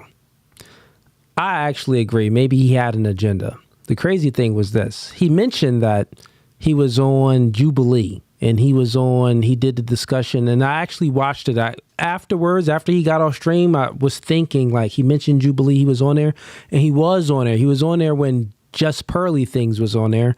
He was on there when it was, men versus women and some type of feminism type of content on Jubilee. And even when I watched it on there, now I'm putting two and two together, he was feminine on there too.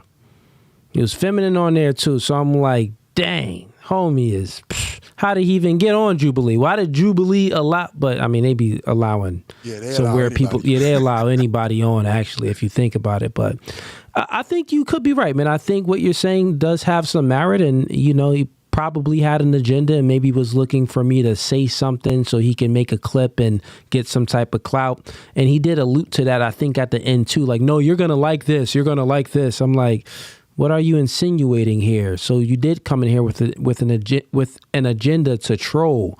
Like, Myron, Andrew Tate, all the other people he mentioned from, Fresh and Fit and other podcasts. Like, bro, I got no beef with none of these type people. I've never met these people. I've never spoken to these people. And so you speaking about something on them, stop it. I was trying to tell, stop it and go to their channel and speak to them. Because what you're doing right now is what girls do. Why are you complaining to another man? Like, I know these niggas. I don't know these niggas at all. And even if I did know these niggas, it's like, you still doing what females do. I don't know you, nigga. So actually, it would have been worse if I knew them. If I knew Myron and I knew Andrew Tate and he was speaking, it would have been even worse. It would have been like, he would have got blasted, because then I would actually know them and know their character and stuff like that, and would have been able to even push back more. But it was just like, I had to attack his own character. Like, what you doing is feminine. Instead of standing up for them, since I don't know them, I just attacked his character. Like, bro, you're soft right now, bro. You're acting just like a woman. Yeah, I saw it. Yeah. That was good. But yo, man, any other questions from you, man? Yeah, I have what you got, bro? I have a small question, and this we may disagree a little bit. All good. Let's go. But I would just want to see your take on it. If you could give me an outline of the average guy that becomes 18, graduate high school, and then move on to his career, when amongst his age in the future should he actually start looking into having a family? Okay, got it. I would say, I think that, so I'm a man of, this is maybe not a soft side, but this is a side where it's like, I'm a religious guy. I think that a man should and a woman should start a relationship right away. I think it's a beautiful thing. I think like high school sweethearts and stuff like that could be a beautiful thing, and then it transitions into like a good relationship and marriage. I think that's a beautiful thing. The probability of that working and being successful, I actually think that it probably has a higher rate than couples meeting when they're 26, 32 and trying to make something work, because the woman has more baggage. She's less likely to follow the man lead. The man, he's experienced, women and stuff like that. And maybe he grown some more assets and stuff like that. So he's a little bit more cautious on who he deals with. So if we're just speaking, let's just wipe the slate clear. Good man, good woman. I think that if they meet early and start a family early, I think, and like, let's take away the societal bad influences, right? Let's take away all the chaos in 2024. I think that men and women get married early is better. I think that that's a good thing. And I think that's better for society. I think that will be good for the kids, but I do think that it will, let me just make an entailment. I think that the entailment should be that we're speaking about alt claims, how things should be. So I think that the mother and the father should raise these kids in a nuclear family, and the father should instill masculinity into the son, and the mother should, instill all the feminine good traits into the woman. So if everything is pure and good, I think meeting young, it's really nothing bad can happen from that if we take about all the negative influences, right? Now, how things should be. Now, how things are, that's a whole different story. How things are, I think that man at 21 years old, right, after he graduated high school and stuff like that, or college and stuff, I think that he has to be equipped with knowing the biological truths about women, right? And I think that the woman also has to know the biological truths about men and not live in delusion land, right? I think that then if they meet young, it's still going to be hard because there's so many outside influences that's pulling the woman away, right? Women get the same dopamine hit that men get from porn. So when women get the same dopamine hit from attention that men get from porn, let me add attention in there. So the dopamine hit that women get and crave from attention via social media, via just all types of, going to Wawa or Walmart, at a gas station, they get guys catcalling them and hitting on them all the time. That type of attention, women go crazy for it, right?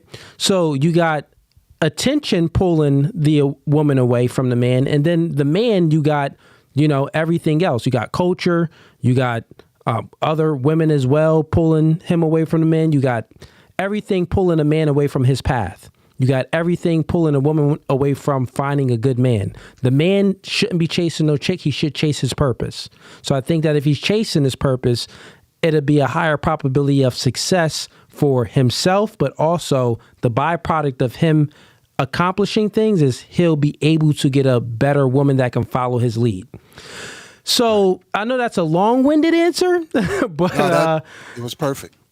It was definitely perfect. I think we would probably agree, because I do think, like, if you strip everything away, man, younger couple get married young. I think that that's a beautiful thing. But how today is, chicks can get married young. That's different. Guys, I mean, bruh, you may want to, really work on yourself first before you commit to something that can ruin you down the line. That I definitely agree. Like, because you want the woman to truly respect you. And I think that currently in 2024, women only respect accomplishment because of it's so many things pulling their attention. Right? Precisely, yeah. In the 50s, it was much different. We ain't have social media.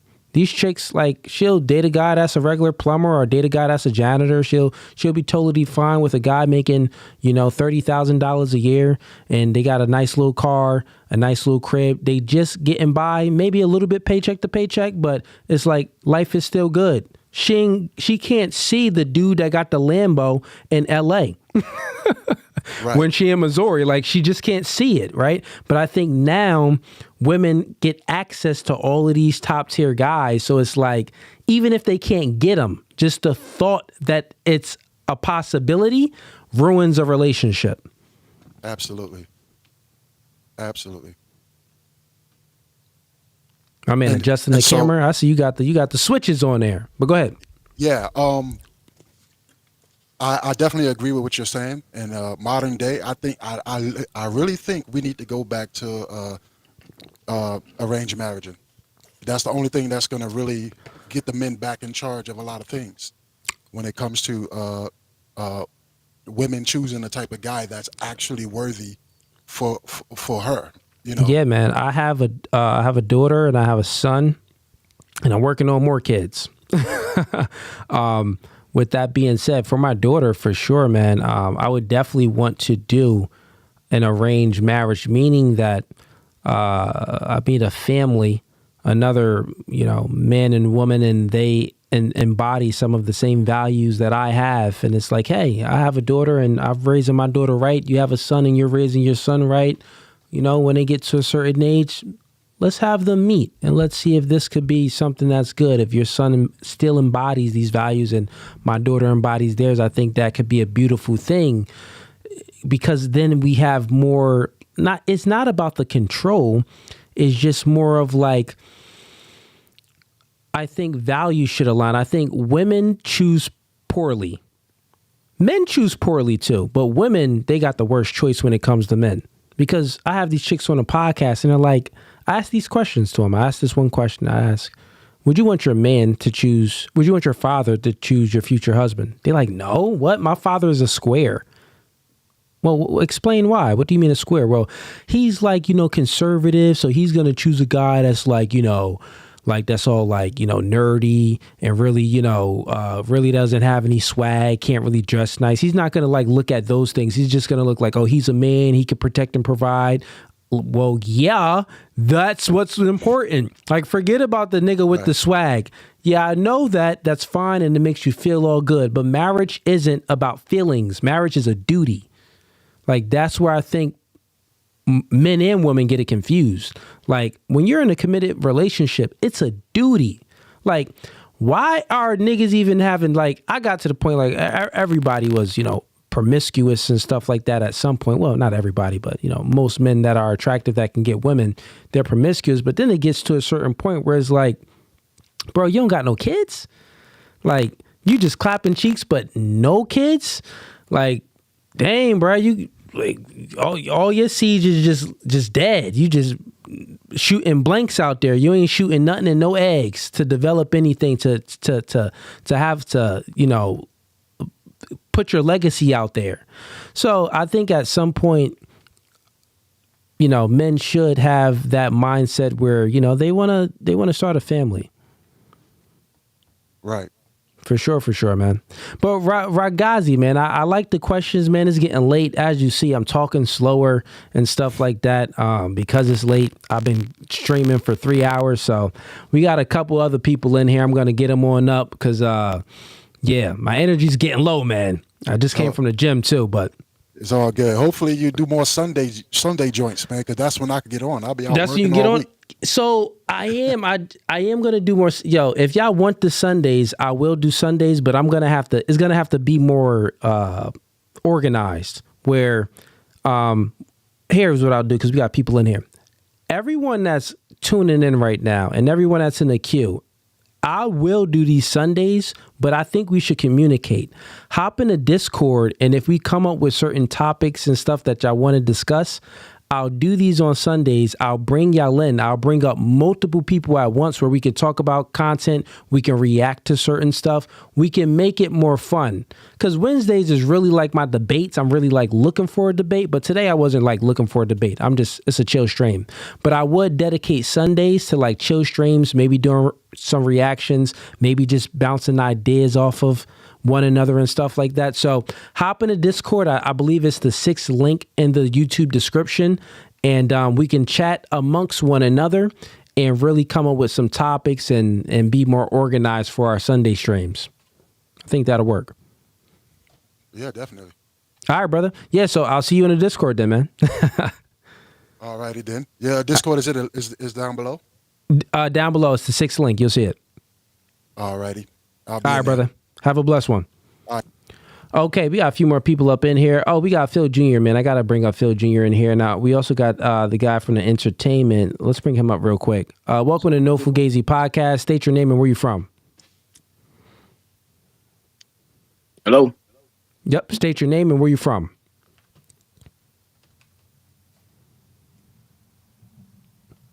Can you hear me? I don't know if you can hear me. I can't hear you. I can hear you, but I don't think you could hear me. Maybe turn your audio up. You probably got to mute it. Yeah, I can't hear you.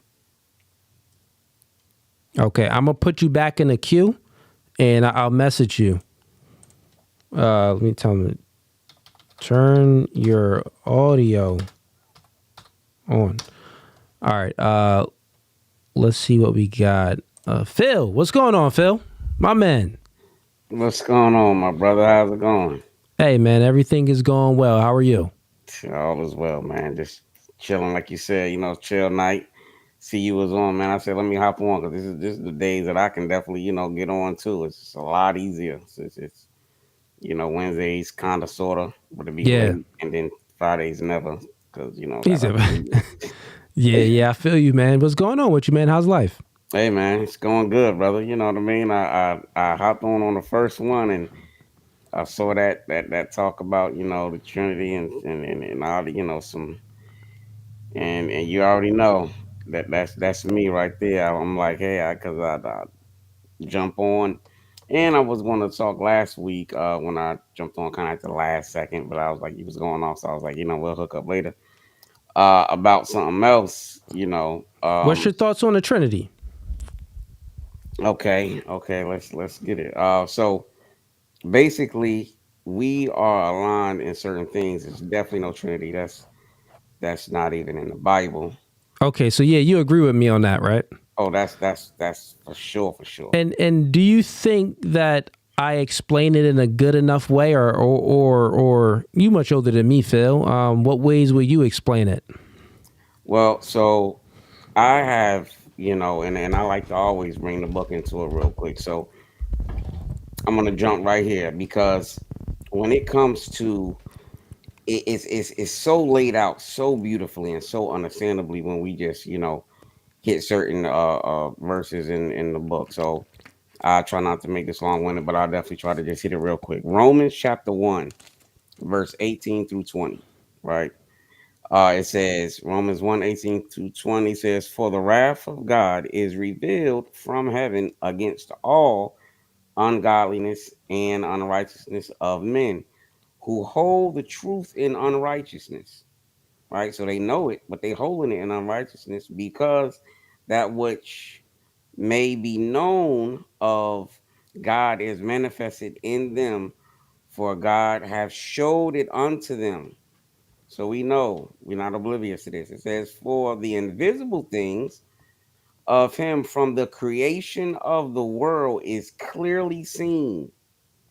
It's very evident, being understood by the things that are made, even the eternal power and Godhead. So they are without excuse. No more excuses. Trinity, garbage. It's not in the book. Facts. You know what I mean? And that's what I was saying. I was saying like when, like I can't believe in like I explain. I think I explained it pretty good. I'm like, these are man-made concepts. They read some scriptures and they're trying to make sense of it, so they perceive it as a Trinity, which is like 3 in 1, 3 different personalities and stuff like that. They put all these extra words on it. And what I'm trying to tell them, I'm like, bro, this is exactly what the LGBTQ movement when they do with the whole gender thing. Right. They put all of these extra, a queer and all of these other things, or I'm only attracted to personalities, or there's there's 26 genders and stuff like that. I'm like, bro, it's the same minds, the same thinking that these people do. Like, bro, it's man and woman. Like, I have these people on a podcast and I do debates with these radical feminists and stuff like that believe in this.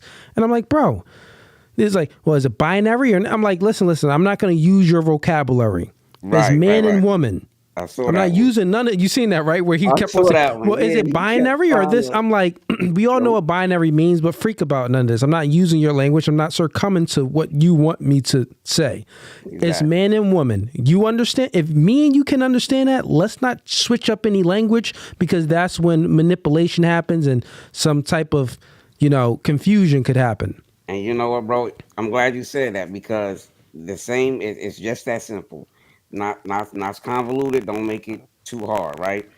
It's just that easy. It's called the simplicity in Christ, is what the book says. So you got a man and a woman, right? 2. Godhead. What does Godhead mean? Translated from the Hebrew, from Elohim, right? Elohim is a plural version of God family with more than one member. So basically, you have the Father and the Son. That's it. You have mankind, the species. What makes up the species? Man and woman. That's it. Right? So this is what it is. And that's why he says it's clearly seen from the creation of the world, because in Genesis it says, let us, meaning it's more than one, but there's not personalities. This literal. Let us make man in our image and in our likeness. So you have the same way that you have to have an agreement to anything. Man and woman, they come together, they agree in one, because they're supposed to be made one. Just like God is one, but made one on the same accord. It's not made one. It says the Father, the Word, and the Holy Spirit, and they are one. Where are they one at? In the retrospect of being on one accord. Not literally one. Not 3 different personalities. Not the God the Father in heaven, the Son of Redemption and the Holy Spirit, and get out of here. I feel you, man. I think that sometimes, like dumb people make simple concepts hard. Smart people make hard concepts simple. So it's like, bro, it's like some people, they're trying to always and that's the thing. Like when you read in the Bible, most people, it's hard because like the Bible is it's written in a way where it's like, dang, I got to read this like 3 times to get some understanding. Sometimes 6 times, but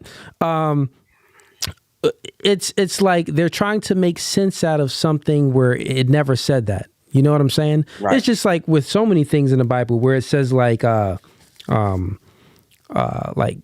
if they're, for example, if they're saying like wife, we're talking about a wife, or wives or something like that. Well, God didn't say you can't have like many wives, or they only said that you can have one wife. It's a whole lot of concepts in there where it can be a little confusing. But what did it actually say? And what was it actually talking about? Let's just speak about that. Let's not try to add anything else in there where now you're trying to justify you can have multiple wives, right? Let's not add anything in there where you're trying to justify, all of these other things. Let's just go with what did it actually say? Hey, and see, one of your favorite things, The shirt, the merch. Y'all pick up the merch. I gotta get it. I gotta, Hey, oh I'm yeah, the God definitely over gonna get man, it. man over woman, woman over children. Go get the merch. Hey, get that shirt, man. It's the realest shirt. It is truly the realest shirt. That is a Back fact. back to see 1 Corinthians 11 in verse 1 and excuse me, 1 Corinthians 11 and verse 3, where your shirt comes from. It says, and it shows as well.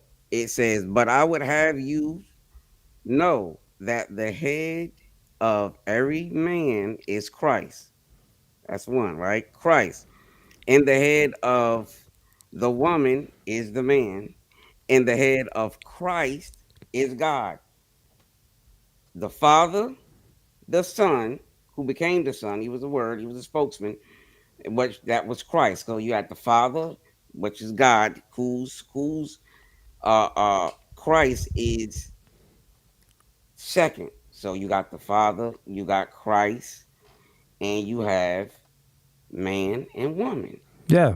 They have to agree. There has to be an agreement. You got a dog, a female dog, a male dog. And his whole creation shows this, but we have such a complex of trying to convolute things and try to make it so difficult Yeah, man. that we move away from what's written, and it shows it all over the place. And then somebody I see you over here read in the chat said, I don't believe in the Holy Spirit. It's there, but again, we can get into that. I That's mean, the something Holy that we Spirit is can, real. I it's received the real. the Holy Spirit, and that's the thing. Like some of these people, they just, I guess people like to call it a gift. Like they ain't, they've never. But I was seeking for many years. I received the Holy Ghost when I was 28. So it took me 28 years. I've been in church since I was born in church. You know what I'm saying?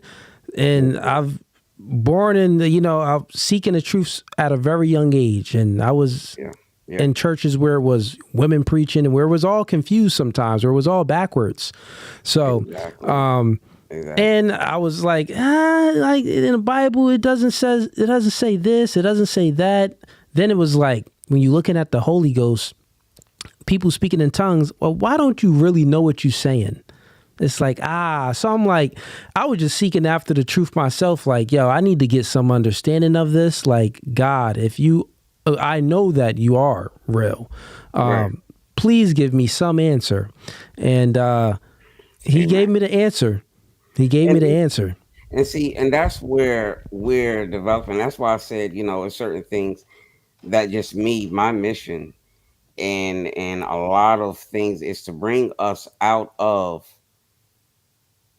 And it's not just mine, it's exclusive to me, but anyone that is a Bible Christian that actually understands the word and has been taught properly will understand that certain things that we have learned is just like the manipulation of what we got going on in the world. It's the indoctrination of some kind of manipulation mindset that someone will get us to believe that bunny rabbits lay eggs. They don't. It is like, yeah, man. It's a whole bunch of stuff. Like I said, but it's a process. It's a step-by-step process that we have to get away from a lot of the things that we just learn without the Bible, of just a bunch of talk, versus like you said, when you're in there, you're like, hold up, nah, that don't sound, that ain't really in there. This is not. So when you look at it, you gotta always go to the book. And like I said, I understand the Holy Spirit is definitely real. It's in me, it's leading and guiding me. But again, what is it? You know what I mean? It's not a puff of smoke. So we can't, it's something that we have to, again, get into the book and step by step learn. Yeah, I think, when we're speaking about the Holy Spirit, it's real 100%. I trust me, it is. Everyone that's watching, I think we got a couple hundred people in here. It is real. You see how I keep a no fugazi on everything. Trust me, God is real. The Holy Spirit is real. It isn't no delusion land or some made up thing where it's like, or I've been hypnotized. It's none of that stuff. It isn't like you're on shrooms or anything. Let me just explain it to you real quick so people understand. This is how I know Jesus was real. This is how I know that there's not different personalities. False. Let me just tell you my experience real quick, briefly. I'm not going to give too much detail, but I'll let you know the things that I know to be true about it. When the experience happened and the Holy Spirit came, when I received the Holy Spirit, I was fully 100% conscious. It's not like you go unconscious and you like don't know where you are and then you wake up like, oh, wow, that was crazy. It isn't like that. It ain't like no freaking alien movie or nothing like that, bro. So with that being said, what it confirmed was two things. This body is just a shell. Just a shell. The reason why I confirmed that to me, because when the Holy Ghost came, I was still fully conscious and aware of everything, but I couldn't control my body or my voice. I had zero control over my body or my voice. So I was totally there in my mind. The Holy Spirit was in there too, but controlling my movements and my voice and everything. With that being said, you could look at it like, oh, was it possessed or something like that? No, because when you even, movies don't even think, movies never even made. I'm a sci-fi guy. There's not one sci-fi movie that I ever watch where you're possessed and you're taken over, but you're still conscious while it happens. No, because they didn't even think of that. Normally when these people make the movies and stuff like that, when you're possessed and your body's being taken over, the person wakes up like, oh, I don't know what happened. Like, what happened when I was taken over? Even with freaking the Hulk, even Marvel, when the Hulk turns into the Hulk, he really doesn't even remember what the freak was happening because he was taken over. His conscience was taken over. I'm speaking to the truth here. Mm-hmm. The Holy Ghost is real. If you believe in God and you seek the truth, God will answer. And if you are gifted and he gives you the gift of receiving the Holy Ghost, you're going to know, like, it ain't no jokes when it come to God. You're going to stop doing the junk you was doing. You're going to start trying to live a better life. I'm not saying I'm perfect, but hey, I know God is 100% real. With that being said, that's a fact. That is a fact. Yeah, that is a fact, man. But yo, Phil, I'm gonna go ahead and let you go, man. I think I got one more caller in here. I'm gonna get to him. I've been going for like almost 4 hours, man. So it's 1 a.m. my time. So I need to go home and get something to eat. It's me too. I'm on the East Coast, so I'm here in North Carolina. So I know how it is, man. I got. Oh, you up on the late night, Phil? Hey, that's usually me. You know what I mean? Then got to be up about 6 hours. Get ready for work. But yeah, man, I always appreciate it. Like I said, every once in a while, I'm definitely going to jump in here, especially on the Sundays. You still do this. Try to jump in the Discord, and so we can, try to get that together. But yeah, definitely, man, because we need to have some of these conversations, and sometimes it's better to have certain conversations in private because sometimes but we do need to have it publicly too because it's better to what is this? What is it? Secret love. I'm trying to remember. You talking about better to speak about things publicly? Yeah, because it has because sometimes we'll say things that in secret, and we feel like we can't say it in public.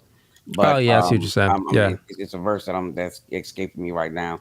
But basically, we have to speak about these things. We have to discuss it. We have to, and be rational, be reasonable, because the word is that it's rational, reasonable, and it's easy. It's easy to understand when we're guided by it. Like it actually interprets itself.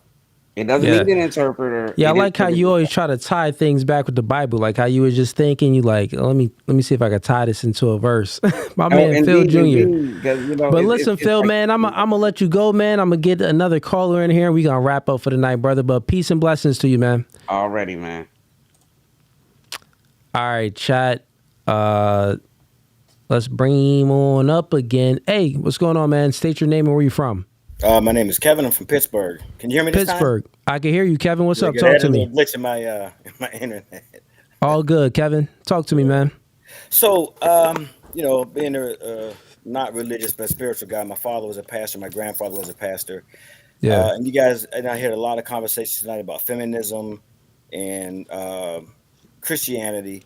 I wanted to hear your take as far as do you think, like in the Black community, do you think more women are affected by feminism or by the church kind of taking the power out of the home? Because I hear a lot of women hiding behind religion. They all claim they want a spiritual guy, quote unquote, God-fearing man. But when it comes down to it, a lot of them say that, but they really want that, that bad boy from the streets. Yeah, to answer your question directly, no, women are suffering. You're talking about black women, right? Yeah, they're suffering from feminism, 100%. And feminism affects the church. So feminism is like the root of all of this evil. It's a false reality that men and women are equal, and which that is not of the Bible, not in the Bible at all. It's a false reality that now, feminism is not even just about equal opportunity, but it's equal outcome, which is nonsensical. You can't equalize outcome. That just doesn't work. It will never work. You can't do it.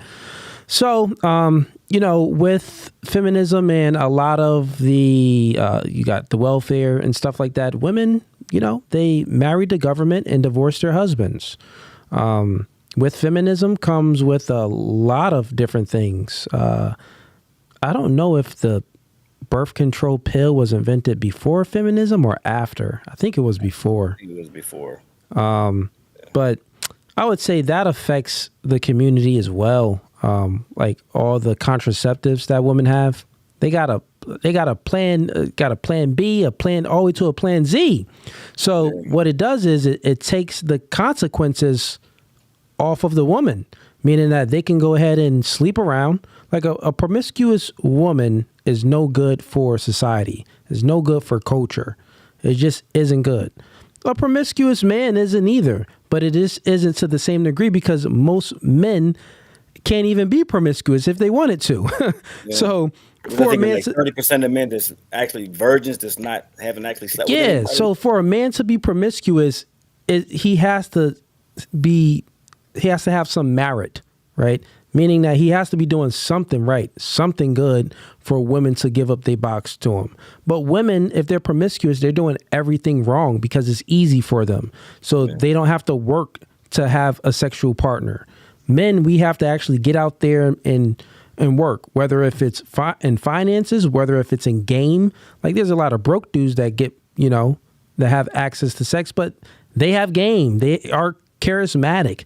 They have the ability to socialize in a way where women find it attractive. That's still a skill, but it doesn't take any skill for a woman to have sex with a man. This is why it's very, very, very bad. She can walk into a bar and every guy instantly will sleep with her. Exactly. But a guy can walk in there, he got to work for it. Guys walk into the club and have a Lambo parked outside and still leave with that Lambo, driving that Lambo alone from the club with no chicks in there. Now, of course, the probability goes up if you have a little something like that, but it still doesn't guarantee. Women hold the key to sex, so therefore they can access it. But man, I think feminism definitely destroyed the black community, but not only that, the white community as well. Yeah. So you don't think the church plays a big part of that? Because I hear a lot of pastors talking about church. I think the church allowed certain things. I think the one guy, he said something. I think it was Game Changer. He said something on the lines of, men having compassion for their daughters is, that gave way for feminism. That opened up some doors for feminism, because it's okay, I have compassion for my daughters. I want her to have, if she can't find a man, I still want her to have, certain accesses and privileges and rights and stuff like that. If she can't find a good man, or say if she finds a good man and something happens, I want her to have these plan Bs and plan Cs and stuff like that. So we know where it's rooted from. But then we also know that the church wasn't there to put a stop to some of this. So I could say that the church is at fault as well. The church is at fault for a lot of things because the church is so tolerant of things. The church used to be intolerant of so many things. Now you see rainbow flags outside of churches. Yeah, because I know I'm sorry, but I know I've tried to talk to a lot of women at church, and their thing is if you're not like the pastor of the church, and I know we hold our pastor in high regard, but at the same time, the pastor's not going to pay the mortgage. The pastor's not going to pay the light bill. He's not going to pay the gas bill. The guy at home is going to do that. And I think, in a sense, some churches have kind of stolen that power away from the home. Yeah, you said some churches stole the power away from the home. Yeah, I mean, I'm not in disagreement of that at all. I could see how that definitely plays a part in influence the homes. Churches got to follow the book, man. They got to stop being so get along, going along to get along. Right? It's very like weak and docile, feminine nature to just go along to get along. Like, oh, we're not going to say this. Like, let's love all. Like, you could love someone but not accept certain things. Yeah, I think a lot God tells us to judge righteously. That means that if someone is doing something unrighteously, my nigga, judge. Yeah. Because I think a lot of it too, a lot of these churches, they rely on tithes and offerings, and who are there more than men? There's a lot of women. You lose women, you lose those tithes and offerings. You tithes and offerings. Yeah, listen, man. I think that the churches definitely did fall into simp culture, for sure. Generally speaking, it's just like a lot of podcasts. We see podcasts where these men they make they got these big platforms. They making bread, but they pander to women, right? They pander to women, and then after the podcast, they're not like that. And like, they're not like that at all. They're still womanizing and sleeping with girls and all of this, but then demonizes the man for doing stuff like this. And these men are no good and all of this.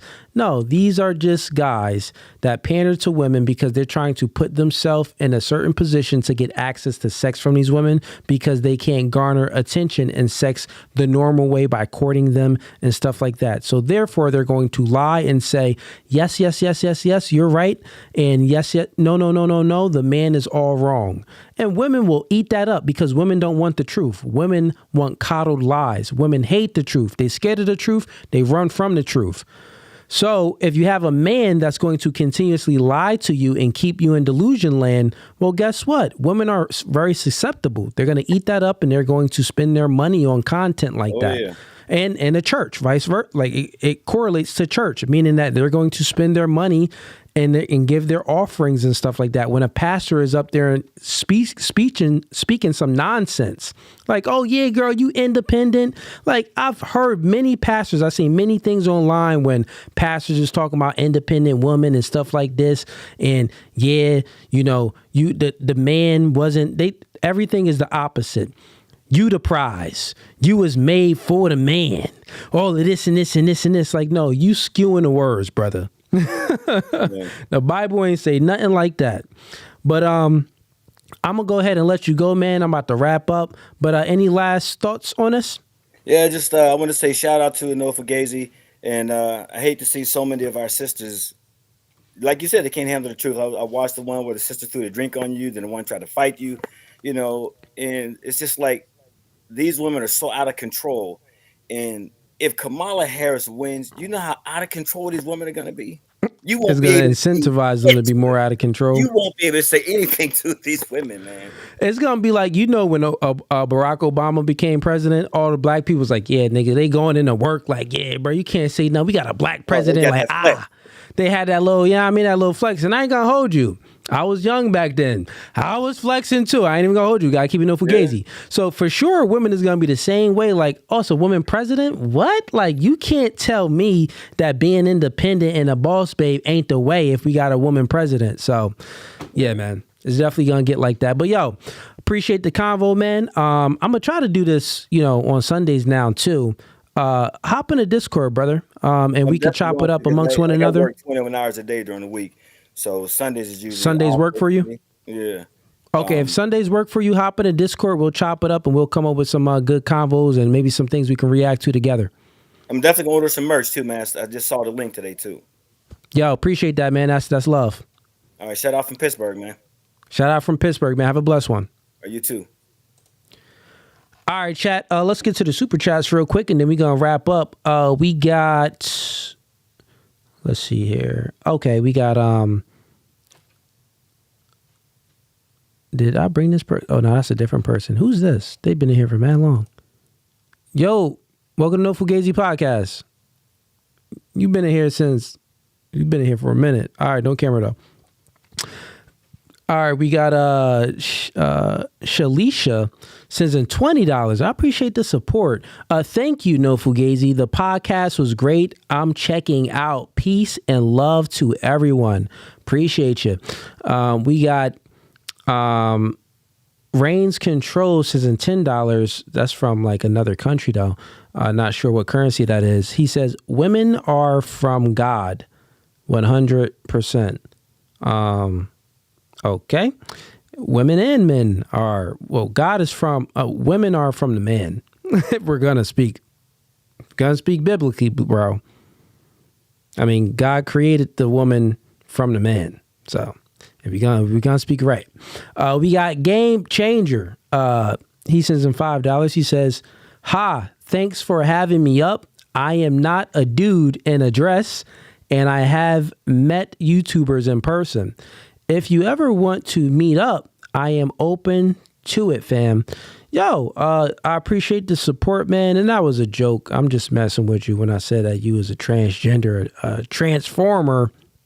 That was a joke just because you ain't have your camera on. But you seem like a wise brother and pretty knowledgeable. So I'm happy to have you on again, man. And I definitely appreciate the support. All right, chat. This was a chill stream. Really didn't have any debates. Had a crazy character that came on and said some crazy stuff. I'll probably have Steve make a clip that up. But other than that, man, peace. I'm out. It's late, man. Y'all got me up mad. It's still mad people in here. Why are y'all up late? Y'all must be in a different time zone. Let me go to the regular chat.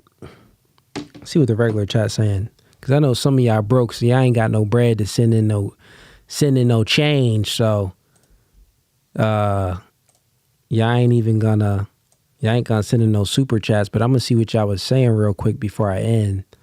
Just because, right? I ain't got nothing else to do. But I am starving. All right, let's see. Nope, let's go here.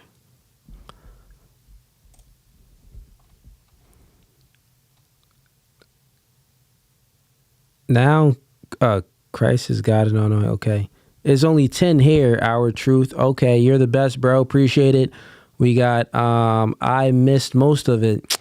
Listen, just rewind it back. It was some good conversations. We got Chris Smith. Okay, just on a different trail. We got lost but don't even know it. Who are you talking about? Every person for themselves. That makes no sense. Who are you talking about? Every person for themselves. We are all lost. We are our own people. Every person for themselves. Oh, we just got some people trolling in here.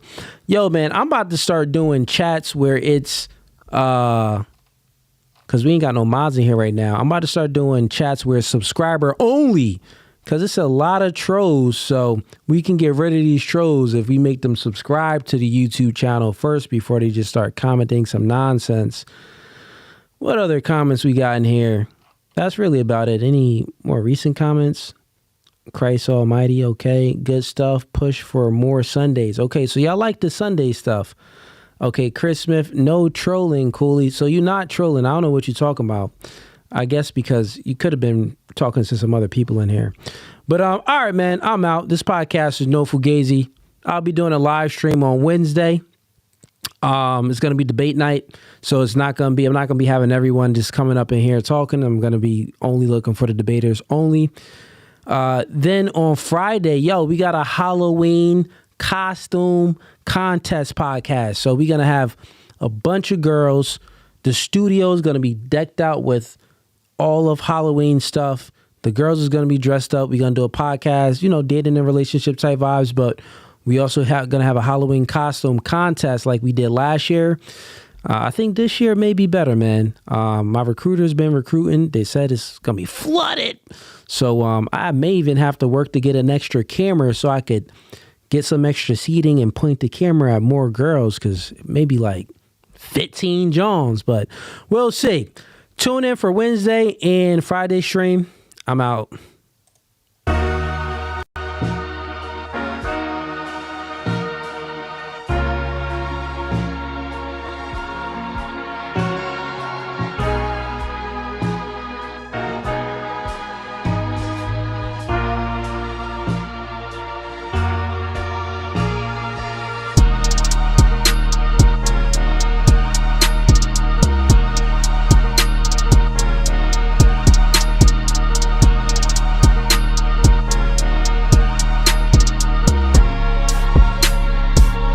Actually, Gabby, you done. And you want to leave too? This is how our relationship goes.